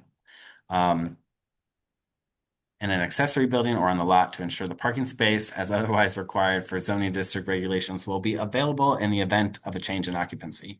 No such parking space, including any interior aisle of any parking lot, shall extend into any minimum required rear or side yard area. And then finally, section 26.48.050, which takes you to 26.36.100D, which is the density of population. Multiple family dwelling units shall have a lot area of not less than 250 square feet for each dwelling unit therein. evidence of lawful nonconformity has not been presented. So in summary, the applicant is applying for a building permit to make interior and exterior alterations. It was an existing non-conforming structure, a multi-family dwelling that will be converted into a mixed-use building with a total unit count of 182 dwelling units. Therefore, an area variance is required for density of population. Each unit would require 250 square feet of land per dwelling, which would be 45,500 square feet. This parcel is 39,532 square feet. A second area variance would be required for parking. There is parking nearby, but not within, not through a lease agreement of 99 years. Some of the other locations could be redeveloped in the future, and so a 99-year lease may not make sense for the applicant. Therefore, for lack of parking, an area variance would be required. And then finally, at the time of the application, there were no bicycle racks indicated on the plans. This project would require the maximum amount, which is 20 bicycle racks. Because they weren't on the plans during the review, an area variance would be required for lack of bicycle parking. The City of St. Louis Planning and Urban Design Agency states that there are no adopted neighborhood plans for this area. The 2025 Strategic Land Use Plan calls this a Central Area West. And this designation supports a mix of building, both scales and height up to 30 stories. This area would support diverse, dense, walkable, transit-friendly environment. This designation discourages parking to the front or side of the building. This designation seeks to encourage residents and patrons of the planned businesses to travel by modes other than personal vehicle. Thus, a variance from the required parking would be ideal and have full backing of the adopted plans. However, they do state that an area variance for lack of bicycle parking would not be in keeping with this designation. The size of this project, so near to a university in a dense part of town, should have no problem installing and maintaining required bicycle parking. Therefore, staff believes this area variance should not be granted, rather that a condition be placed on granting the other variances that the bicycle parking be installed and maintained at appropriate location on the site. However, broadly speaking, the Planning Department finds that the request of appeal number 11986 is in keeping with the city's comprehensive plan. Are there any questions from the board? Yes, Jim. Thank you, Anthony. So how many potential variances are we looking at here, Evan? I'm counting either 4 or 5. Is that correct? No, it's only 3. 1 for density of population and area variance, an area variance for lack of off-street vehicle parking, and then an area variance for lack of bicycle parking. One thing I did forget to mention is that the applicant was able to proceed with the zoning hold waiver with additional support from the alderperson and the neighborhood association. Okay, thank you. And the density is the 45,500 versus the 39,500. The 45,500 is partially defined by how many units are being proposed? Yep. Is that the residential units, or does that include the retail? Residential units. Okay. So again, the 45,500 is defined by the number of residential units. Okay. All right, thank you for those clarifications. Thanks, Jim. And Evan, you said there was a maximum of 20 bicycle? Yeah, it caps projects out, so people aren't, there's not, like hundreds of bicycle racks that don't make sense. But this project would require the maximum, which is 20. Got it. Okay, let's hear from the appellant. Mr. Johnson, Let's get you sworn in. Swear or affirm the testimony you're about to give will be the truth, the whole truth, and nothing but the truth? I do. Thank you. Okay, can you state your name and mailing address for the record? Jason Johnson, 2315 Locust, Suite 2, St. Louis, Missouri, 63103. Okay, proceed with your testimony. Perfect. Good afternoon, everyone. We're very excited to be presenting the mill project in Grand Center this afternoon. This project, they talked about, used to be the home of the Jesuits. They needed to downsize into a newer facility, and so we acquired the project and decided that in good urban planning methods that we need to continue to work on the momentum of what we've already started in the district. Me personally, this will be once completed our 80th building, ironically, in this neighborhood. So we know the district well, we know what works, and one of the things that we're looking at with this particular project is bringing, you know, little smaller units to the table, specifically attracting St. Louis University graduate students that are not that are foreign born, and we from a residential kind of shtick perspective. The other thing that has been a struggle for this area of the district is really trying to get, you know, foot traffic to cross over Lindell.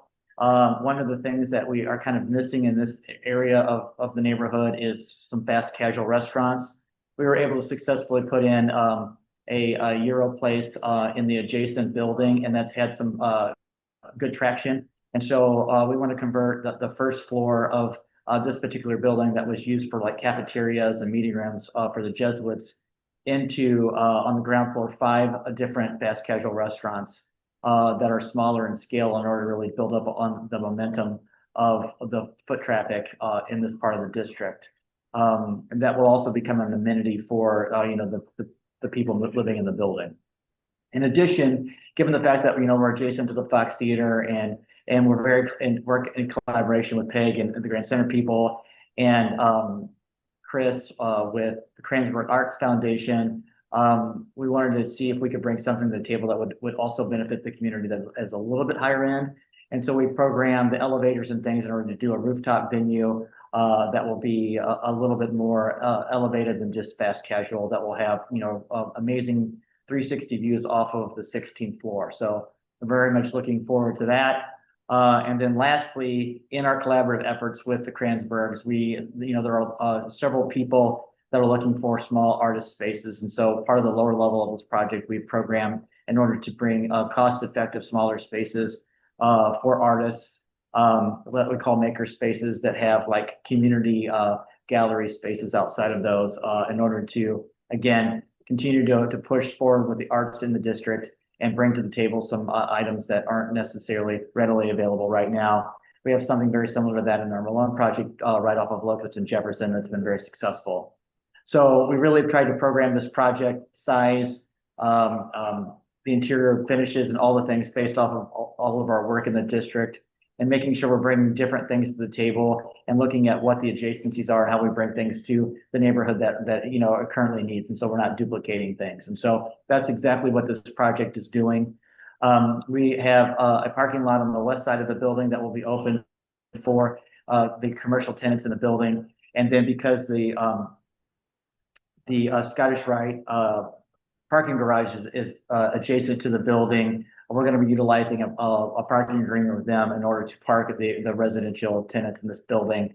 Again, trying to continue to practice good urban planning methods and not over park the project, given the fact that there's, you know, over 500 available spaces in that building or in that particular garage at this point. So very excited about the project. You know, the Alderwoman and Grand Center folks are excited as well. That's why they gave us their approval letters.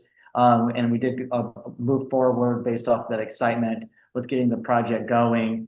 And so we are just about finished with wrapping up the demolition and just started on the framing of the project in order to try to be able to get part of it open coming up in this March-April timeline. So exciting project. I did want to make a note too that as we were wrapping up getting the building permit pulled, we did include the parking racks, and so that is anticipated to be installed at the end of the project, part of the budget, and part of our final building permit that was pulled. So getting a waiver on that is not needed.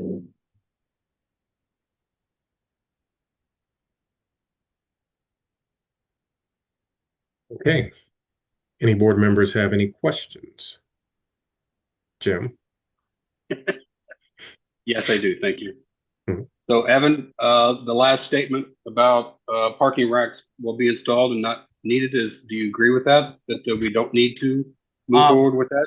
Well, I mean, what the board can do potentially in deliberations is just rather than issuing that variance, they condition it that, the applicant submit an updated plan to the zoning administrator indicating that there are 20 bicycle racks on the site. Okay, thank you. Mr. Johnson, thank you very much for meeting with us today. So you sort of broke up, the internet connection broke up when you were talking about the parking. So as I understand it, there's a lot north of the building that I think is also owned by Melbourne Investment Apartments LLC, but you're not using that for this plan. And then you mentioned the Scottish Rite parking. Could you please give a little more detail about your future plans for parking? Yeah, so right now, we're going to be utilizing the lot to the west of the building to have open parking for the commercial tenants. And then we're going to be relying on the parking garage, Scottish Rite parking lot, to park the residents. We do own the lot in a separate entity that's on the north side of the building until we have a plan. Basically, the idea for that project is to complete this Melbourne project, and through its success, we would be anticipating building a new construction project on that lot that would be another mixed-use development. And so in the meantime, we can utilize the parking on that lot for this project. But from a long-term perspective, we want everybody to just be on board with the fact that we're going to be utilizing, from a long-term perspective, the Scottish Rite garage for the residential parking for this project. Okay, and have you entered into a lease with Scottish Rite, or tell us a little bit more about how close you are? We have a lease agreement drafted and approved. We just won't execute it until it's time to actually start paying. And that's been circulated. Is that part of the package? I believe so. Okay. No, I'm sorry, Evan, or? Yeah, sorry, Jason. No, we don't have that, but I do want to just, again, they're here for a variance for parking. And then also the planning department actually said a variance for parking would make sense based on a strategic land use plan. Okay. So it's not like a conditional use that would be achieved through the regulations of the zoning code. And I think part of the reason for that is that we can't enter into a 99-year lease on the parking. Right. Okay. That completes my questions. Thank you. Any other board members?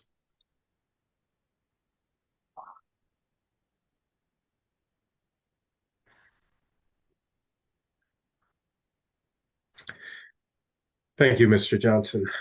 Is there anyone here to testify in favor of this appeal?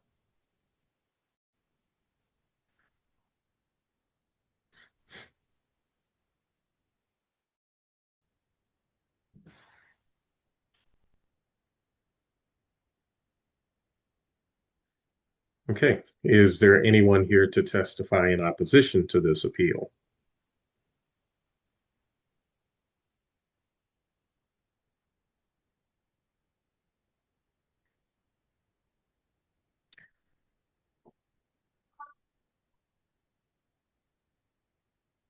All right, hearing none, I will read into the record exhibits.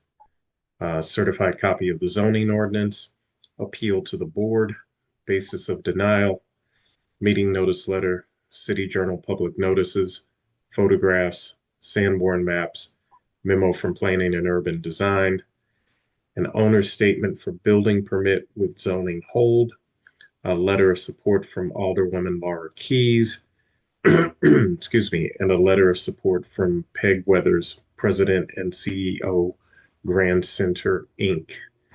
And with that, I will consider this appeal having been heard.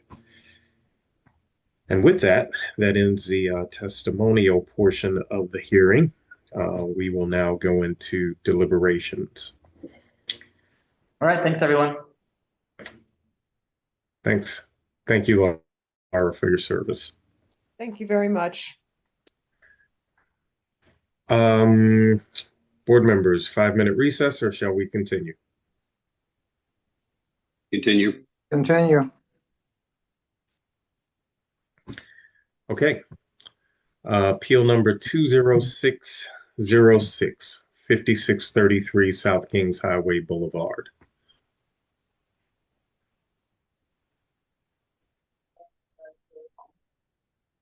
That's the nail salon. That is the nail salon.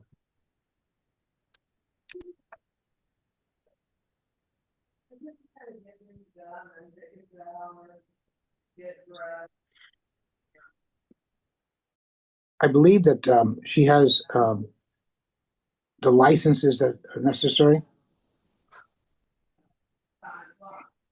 and the hours of operation are Monday, close on Tuesday and Saturday, going through Saturday, 9:30 to 7:30 p.m. and on Sunday, 9:30 to 4 p.m. That is what I recall. Same here. Okay, I make a motion to approve. Want to do anything about a trash dumpster? Definitely. Access to a commercial trash dumpster, want to put one out in front? At least, yes, sir. Okay. Nuisance property, you want to put that on it too? Yes. They can get rowdy sometimes. What else? Signage? Signage needs to be permitted, yeah. Yeah, permanent signage. Anything else? I can't think of anything. That should do it. Can we add all of the standard conditions for this type of business? We just all of those to this? We don't have any standard conditions specifically for nail salon. We do have those miscellaneous standard conditions. Might I suggest the condition about no blinking or cord lighting around the windows? Oh, definitely. Forgot that one.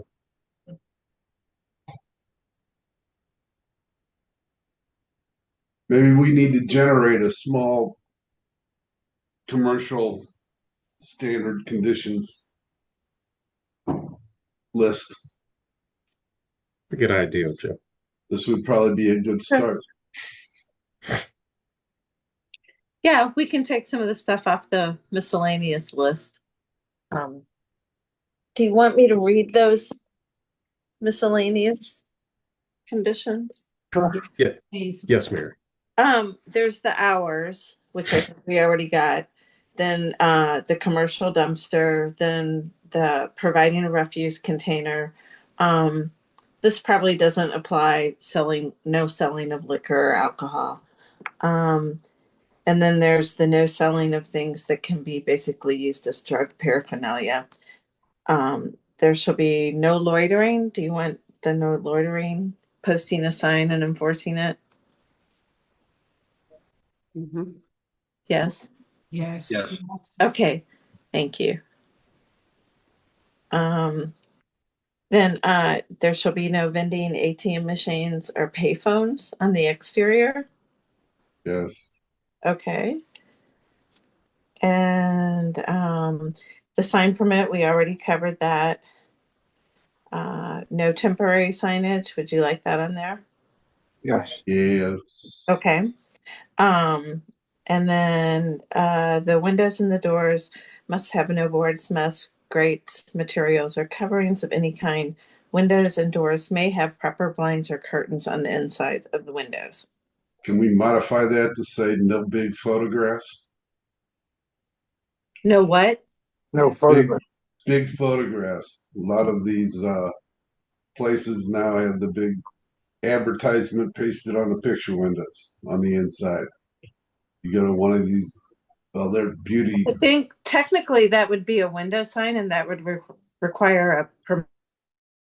Okay. Yeah, Oh. if it advertises a good or a service that's offered on premise, it meets the definition of would require a permit.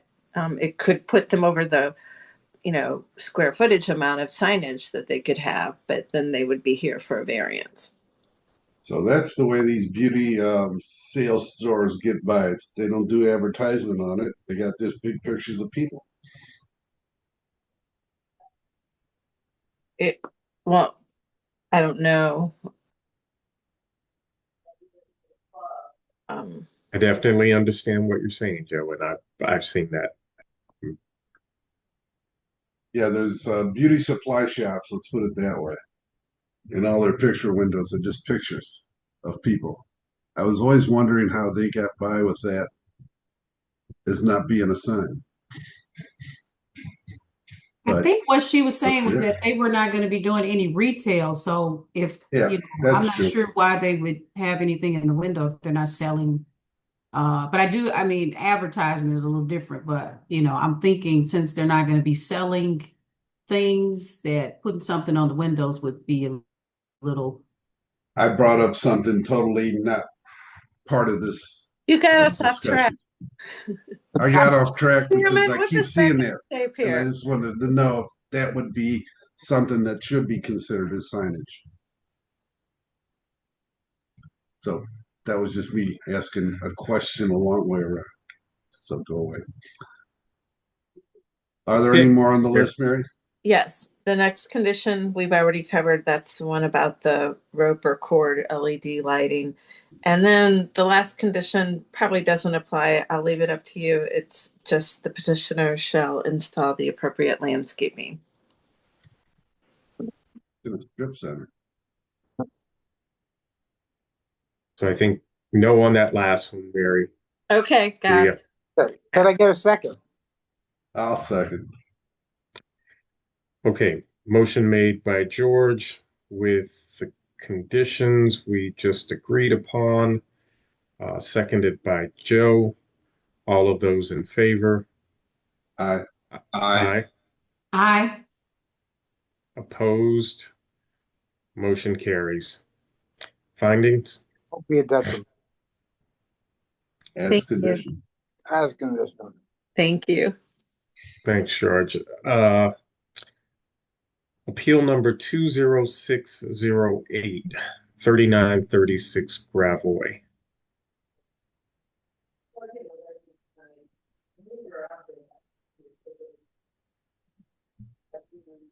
He had no problem with any of the conditions, the standard conditions for auto sales. That's fine with me, except I'd like to add one. He can't have any cars parked on the lot because what they said was he's buying them at an auction, having them repaired somewhere else, and then sell them in an auction. So they'd never be in this location. They're just looking for an office for this business. He's buying from auctions, selling at auctions. He's never going to have cars here for the public to come see. At least that's what he testified to. Yes. But That was his testimony, but I thought there was a possibility that the cars could be worked on there, and so it's possible that he could have cars there in that moment, though not for sale. But the trick is, if he's got them there to be repaired, that's another business that's doing it, not his. Yes, for the clarity.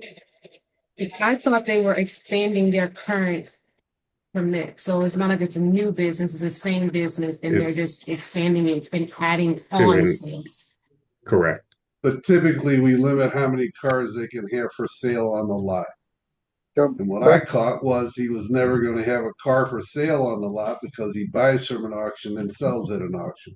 Buys at an auction, gets it repaired, then turns around and sells it at an auction. He never has it stored. So that was my understanding, which does not mean that there could not potentially be cars on the lot. They're just not for sale. If we say that he can't have cars for sale on the lot, if they're being repaired, they'd be repaired anywhere. I mean, if the business next door to him has repairs as part of their business, he could give them the business and it would be under their control until he took it off the lot, just like any other customer. So essentially, you're saying that in the conditions, there should be no cars for sale on the lots. Correct. That's what he testified to. Got it. I don't know how we can enforce it if he's. That's the problem. Well, no, the only way you enforce it is if you drive by there and you see for sale written on the damn car. Other than that, you really can't tell. But his business description was there would never be a customer to there. It was basically he was buying from an auction, selling to an auction. I'm just wanting to put a note on there to hold him to that in one way or another. Evan, there were a couple of provisions in the standard conditions. One of them had no derelict cars, or they were right next to each other as far as numbering. Can you reread those to us, please? Sure. Yeah, I'll do that. But I also want, I have never researched this, but other applicants have come into the office for like online auction sales, and they said there's a state requirement that they have two parking spaces, which is why a lot of these folks look for like another auto-related business to operate their online auction sales.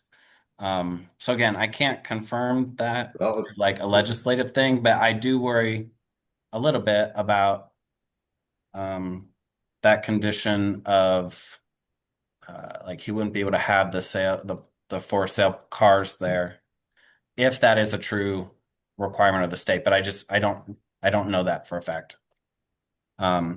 Just something to think about while I read the conditions that you might want to adjust. Okay, modify my condition to say no for sale cars greater than what is allowed by the state or required by the state of Missouri. So give them 2 spots. No, we don't know the number yet, whatever George. is allowed, or whatever is required by the state. Minimum Required by the state. That's a good word to add there. All right.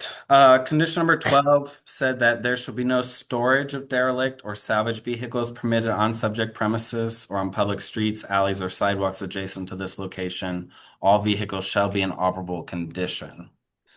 Sometimes you guys have adjusted that to say there shall be no storage of derelict or salvage vehicles on the public streets, alleys, or sidewalks adjacent to this location.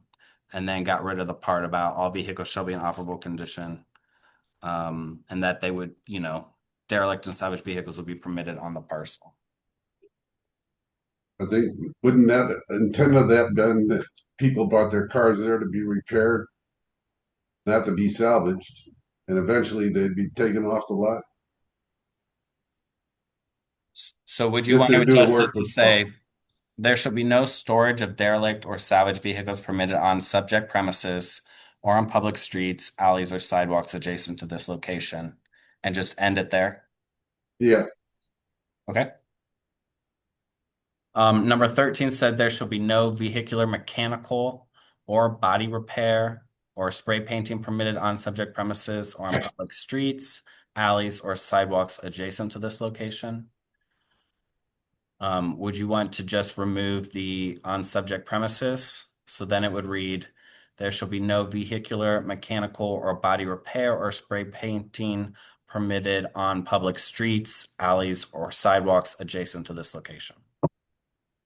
Well, since he testified that he's not going to be repairing, I just want to say regarding to this variance, no repair. But now, to do that, he'd have to define his space, though. It's an expansion of an auto repair business. Oh, yeah. Oh, I thought this was a separate business. I'm sorry. Okay. No, if the separate business already has that condition, or does it? No, there's no conditions. There were no conditions on the business until this point because it was an existing non-conforming, but they've expanded the capacity of this business by adding auto sales. Okay, my question though is, do they do painting there now? what type of auto work does that business do? Are we wanting to take that business and modify it for him to put this new business in there or expand his business? So I'm not sure I understand what you're saying. I see Mia shaking her head, but I'm not sure I understand what you're saying. So the business is auto repair, bodywork, painting, and auto sales. Is that what he's doing now? No. Everything except auto sales. Okay. So he is doing painting. He is doing that Right. stuff there now, and it's allowed, right? Yeah. Okay.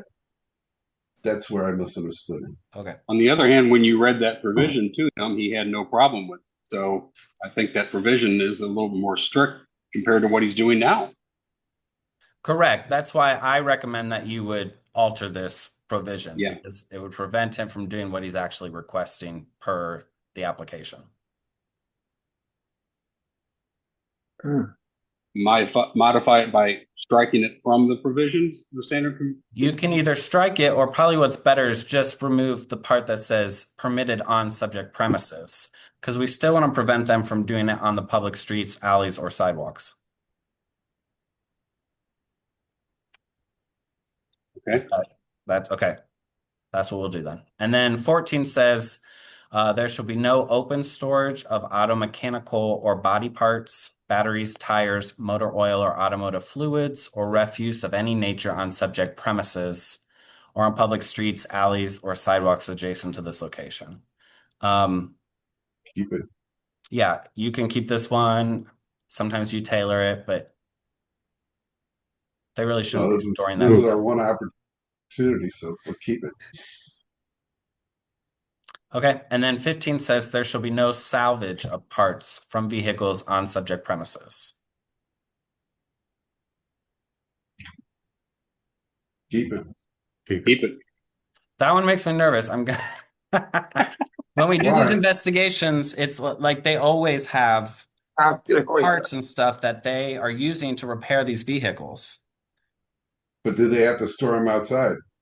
Well, but that's not what it says. It doesn't say outside. It says on subject premises. Modify it to say outside, not outside. I'm happy with that. Okay. How about not on the exterior? Yeah, that's better. Okay. It's Queen's English. I'm sorry, I was talking Southside. What else do you have, Evan? That's it. The rest of them are like hours of operation, the rope lighting, commercial dumpster. Yeah, which we want to. So previously, none of those conditions were on, correct? We would like to add all of the standard conditions short of the ones we just discussed or modified. Perfect. Now I actually need a motion. Oh, wait a minute. I have a, it just popped in my head. I apologize, Mr. Chairman. I am concerned just a bit that there were no letters of support. That there's nobody says, like the neighborhood association or the alderperson. I thought that was interesting. And then Mr. Hussaini did not come himself. Although I know that the gentleman was saying that he, that his English is not that good, but he did not show to say anything, or just show his face, so no letters of support. He himself did not come. So I wonder if that tells us something.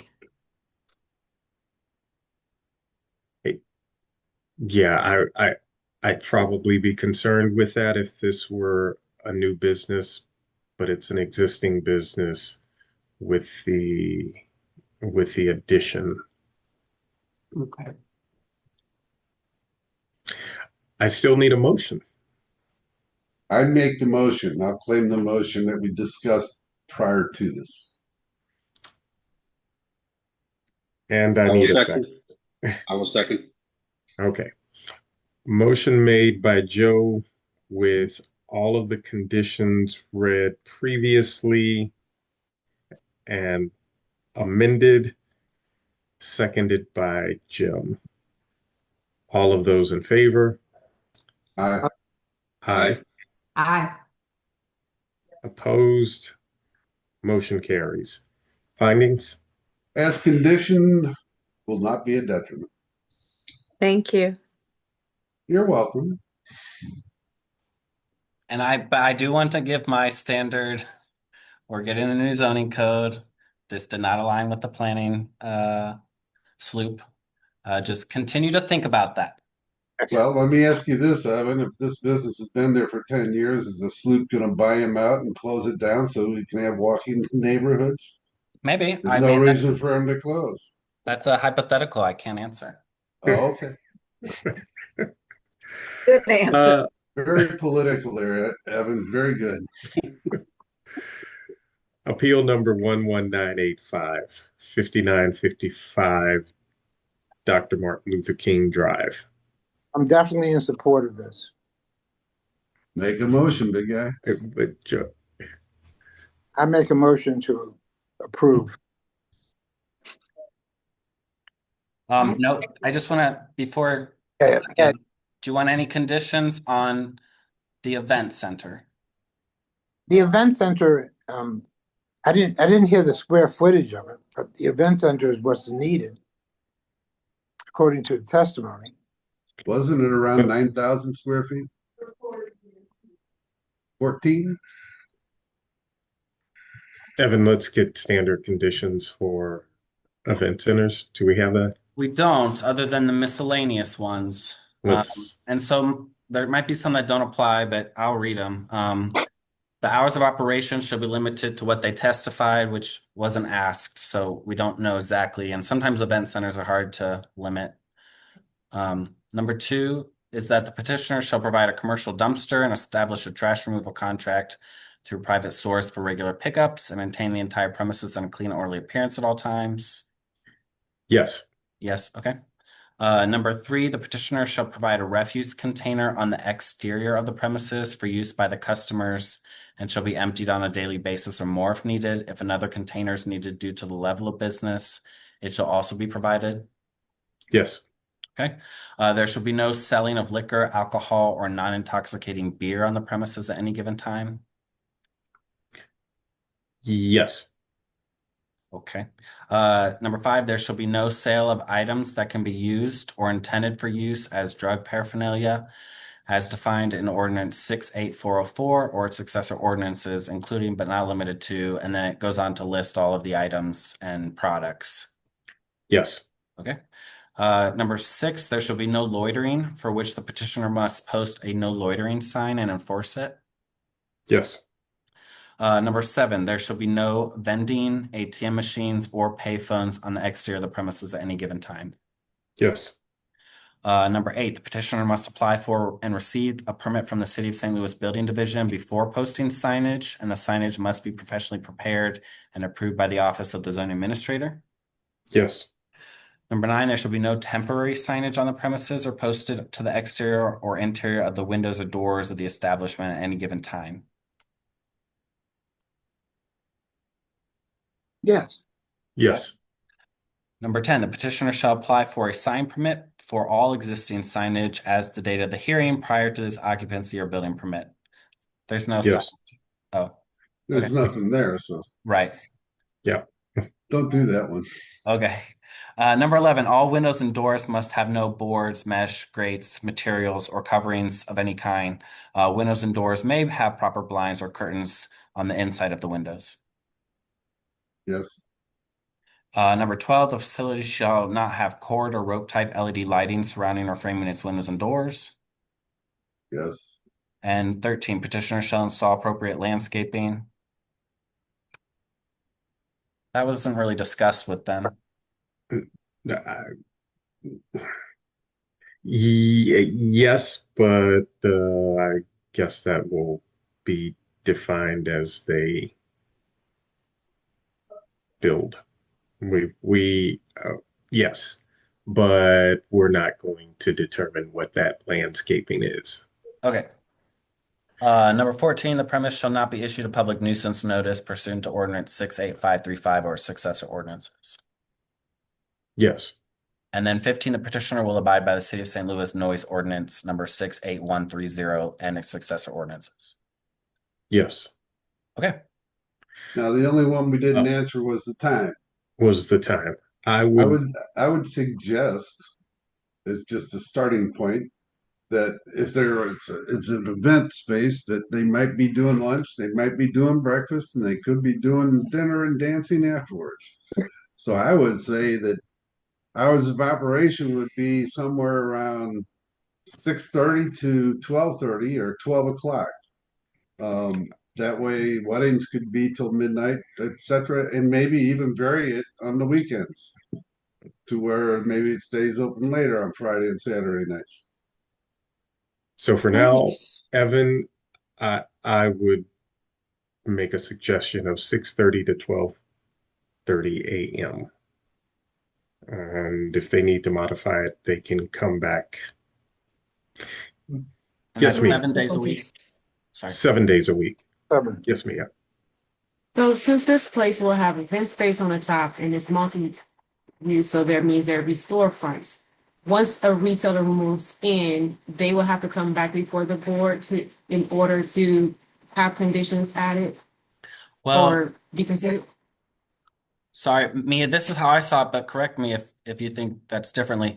So because they're also granting a conditional use for the event space, I thought the board was conditioning the conditional use for the event space. Every time somebody applies to occupy the ground floor level, they're going to have to get an occupancy permit. And assuming it's a permitted use in the G district, it would be approved. If it's not, then those folks would come before the Board of Adjustment. If you see it differently, let me know. Well, no, that was leading to my second question. Could you all put the nuisance designation? So that is just specific to the event space and not the residential units or the right. Okay. Okay. I just wanted to make sure this is. And then the other thing, because Cussing indicated wedding and you all said no alcohol, what about caterers and all that? So I think if caterers actually come with a 24-hour liquor license permit, then that would be acceptable for each event. Would that not be any kind of, if we say no liquor on the premise, that would it not limit them? Maybe we should adjust that one. It says there shall be no selling of liquor, alcohol, or non-intoxicating beer on the premises at any given time. And maybe something like unless through a vendor caterer with appropriate liquor license. Why? So that's ultimately where I'm trying to get to, because I can imagine that a caterer would in fact have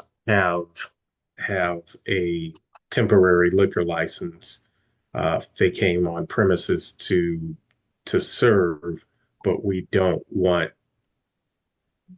there to be we don't want this to be permanent. So how do we word that? The way it's worded now. The way it's worded now, it says that the owner or the operator of the facility cannot sell liquor.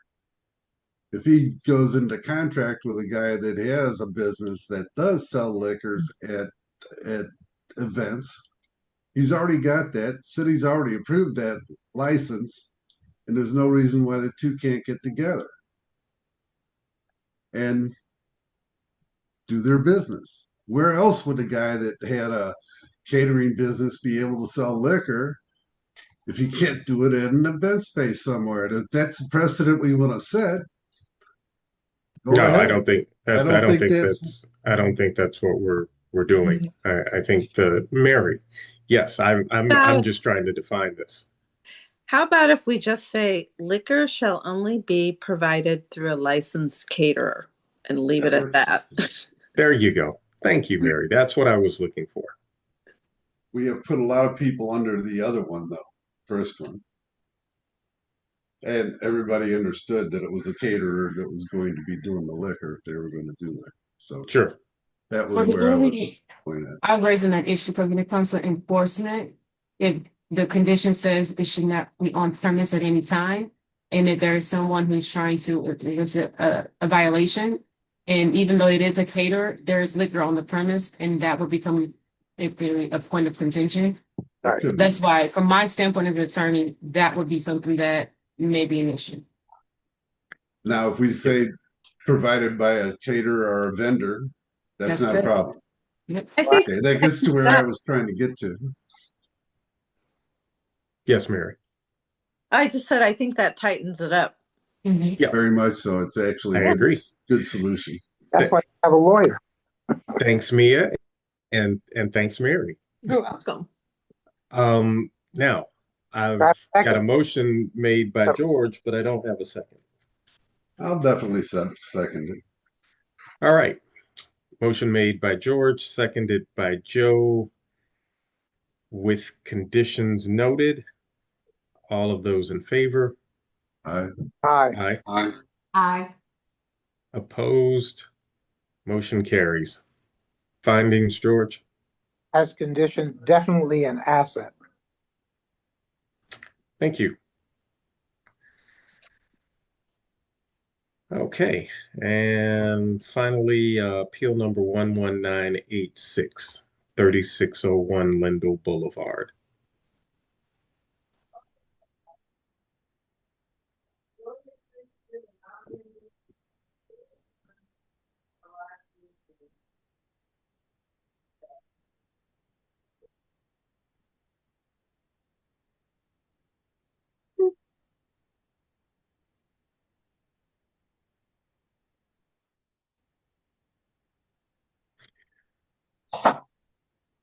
Don't rush in, everyone. Well, all right, I'll do this for my first time. I'll make a motion that we approve the area and parking variances for this location Yeah. And the 20 bike racks. and the 20 bike rack. All right, I just want to make sure I understand what you're saying. So when you say area, you mean approving the 2 area variances, one for density of population, one for lack of parking, and you'd like to condition it that they provide an updated plan to the zoning administrator indicating they will be providing 20 bicycle parking racks. Evan, how many bikes go onto a bike rack that we specified? Is that 2, 4, what? It's 2. The way it's Okay. written, the code actually describes like what type of rack you can have and that there'd be a space for a bike on both sides of what's typical of just like a round. Okay, I was just wondering how many bikes we were actually requiring at 20 20. bike racks. That's 40 bikes. They don't even have a bike room or anything like that in the development? Well, they didn't indicate it on the plans. His testimony made it seem like they've added something, but the zoning office has not seen that. I But just part know of that- that is they got the zoning hold waiver, so once they have a permit, they kind of run with it. Okay. I know the buildings that I've designed, we've done a in-building bike storage because if you Right. don't do that, they disappear. So And that's permitted. That would count towards the for the condition. bike rack count? Yeah. Okay. That was Okay, my so only my question. motion stands as, at least I'm restating it as Evan restated. That's what I'm proposing. I'll second you. Motion made by Jim, seconded by George. All of those in favor? Aye. Aye. Aye. Opposed? Motion carries. Findings, Jim? As conditioned, will not be a detriment. Thank you. Okay. Meeting minutes. I read through them actually this week and I did not find any issues. So I'd like to make a motion to approve. I think we have to have a motion two separate motions because we have There's- two yeah, separate we've got weeks. to, yeah. Oh, okay. Well, I So read through it all, so the first week would have been October 29th of 2025. I read through what was sent to me. I'll put it that way. I don't know the dates, but Okay. it was a fairly long email.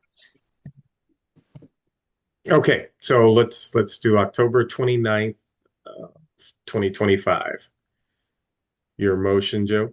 My motion is to approve. I'll second you. Motion made by Joe, seconded by George.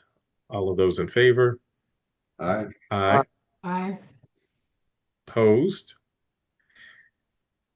Meeting minutes for the 29th are in. I'll make a motion And- to approve. These are that would be It's another date. What's that the would other date? be the meeting minutes of November 5th, yes. 2025. I'll make a motion to approve. I'll still second. Second. Yeah, no problem. Motion made by Joe, seconded by George. All of those in favor? Aye. Aye. Opposed? Minutes are approved. Okay. New business, Mary. I have no new business, just a reminder that we won't meet for 2 weeks in a row. I hope everyone got the email we sent out. The next 6 weeks are kind of like we don't meet for 2 weeks, and then we'll meet for 2 weeks, and then we don't meet for 2 weeks. And that basically has to do with next week, of course, is Thanksgiving holiday, and then the weekend after that, or the week after that, is when the consultants are back in town. Then we'll meet for 2 weeks, and then we'll be off for gosh, that'll be Christmas and New Christmas Year. and Yeah. So just that little reminder. So otherwise, happy Thanksgiving and have a nice break from us. Cool. Thank you.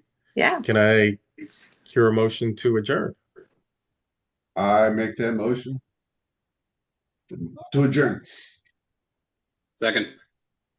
Motion made by Joe, seconded by Jim. All of those in favor? Aye. Aye. Aye. We stand adjourned. See you guys in 2 weeks. Okay. Happy Thanksgiving. Happy Happy Thanksgiving. Thanksgiving, everyone. See y'all later. Bye. Thank you.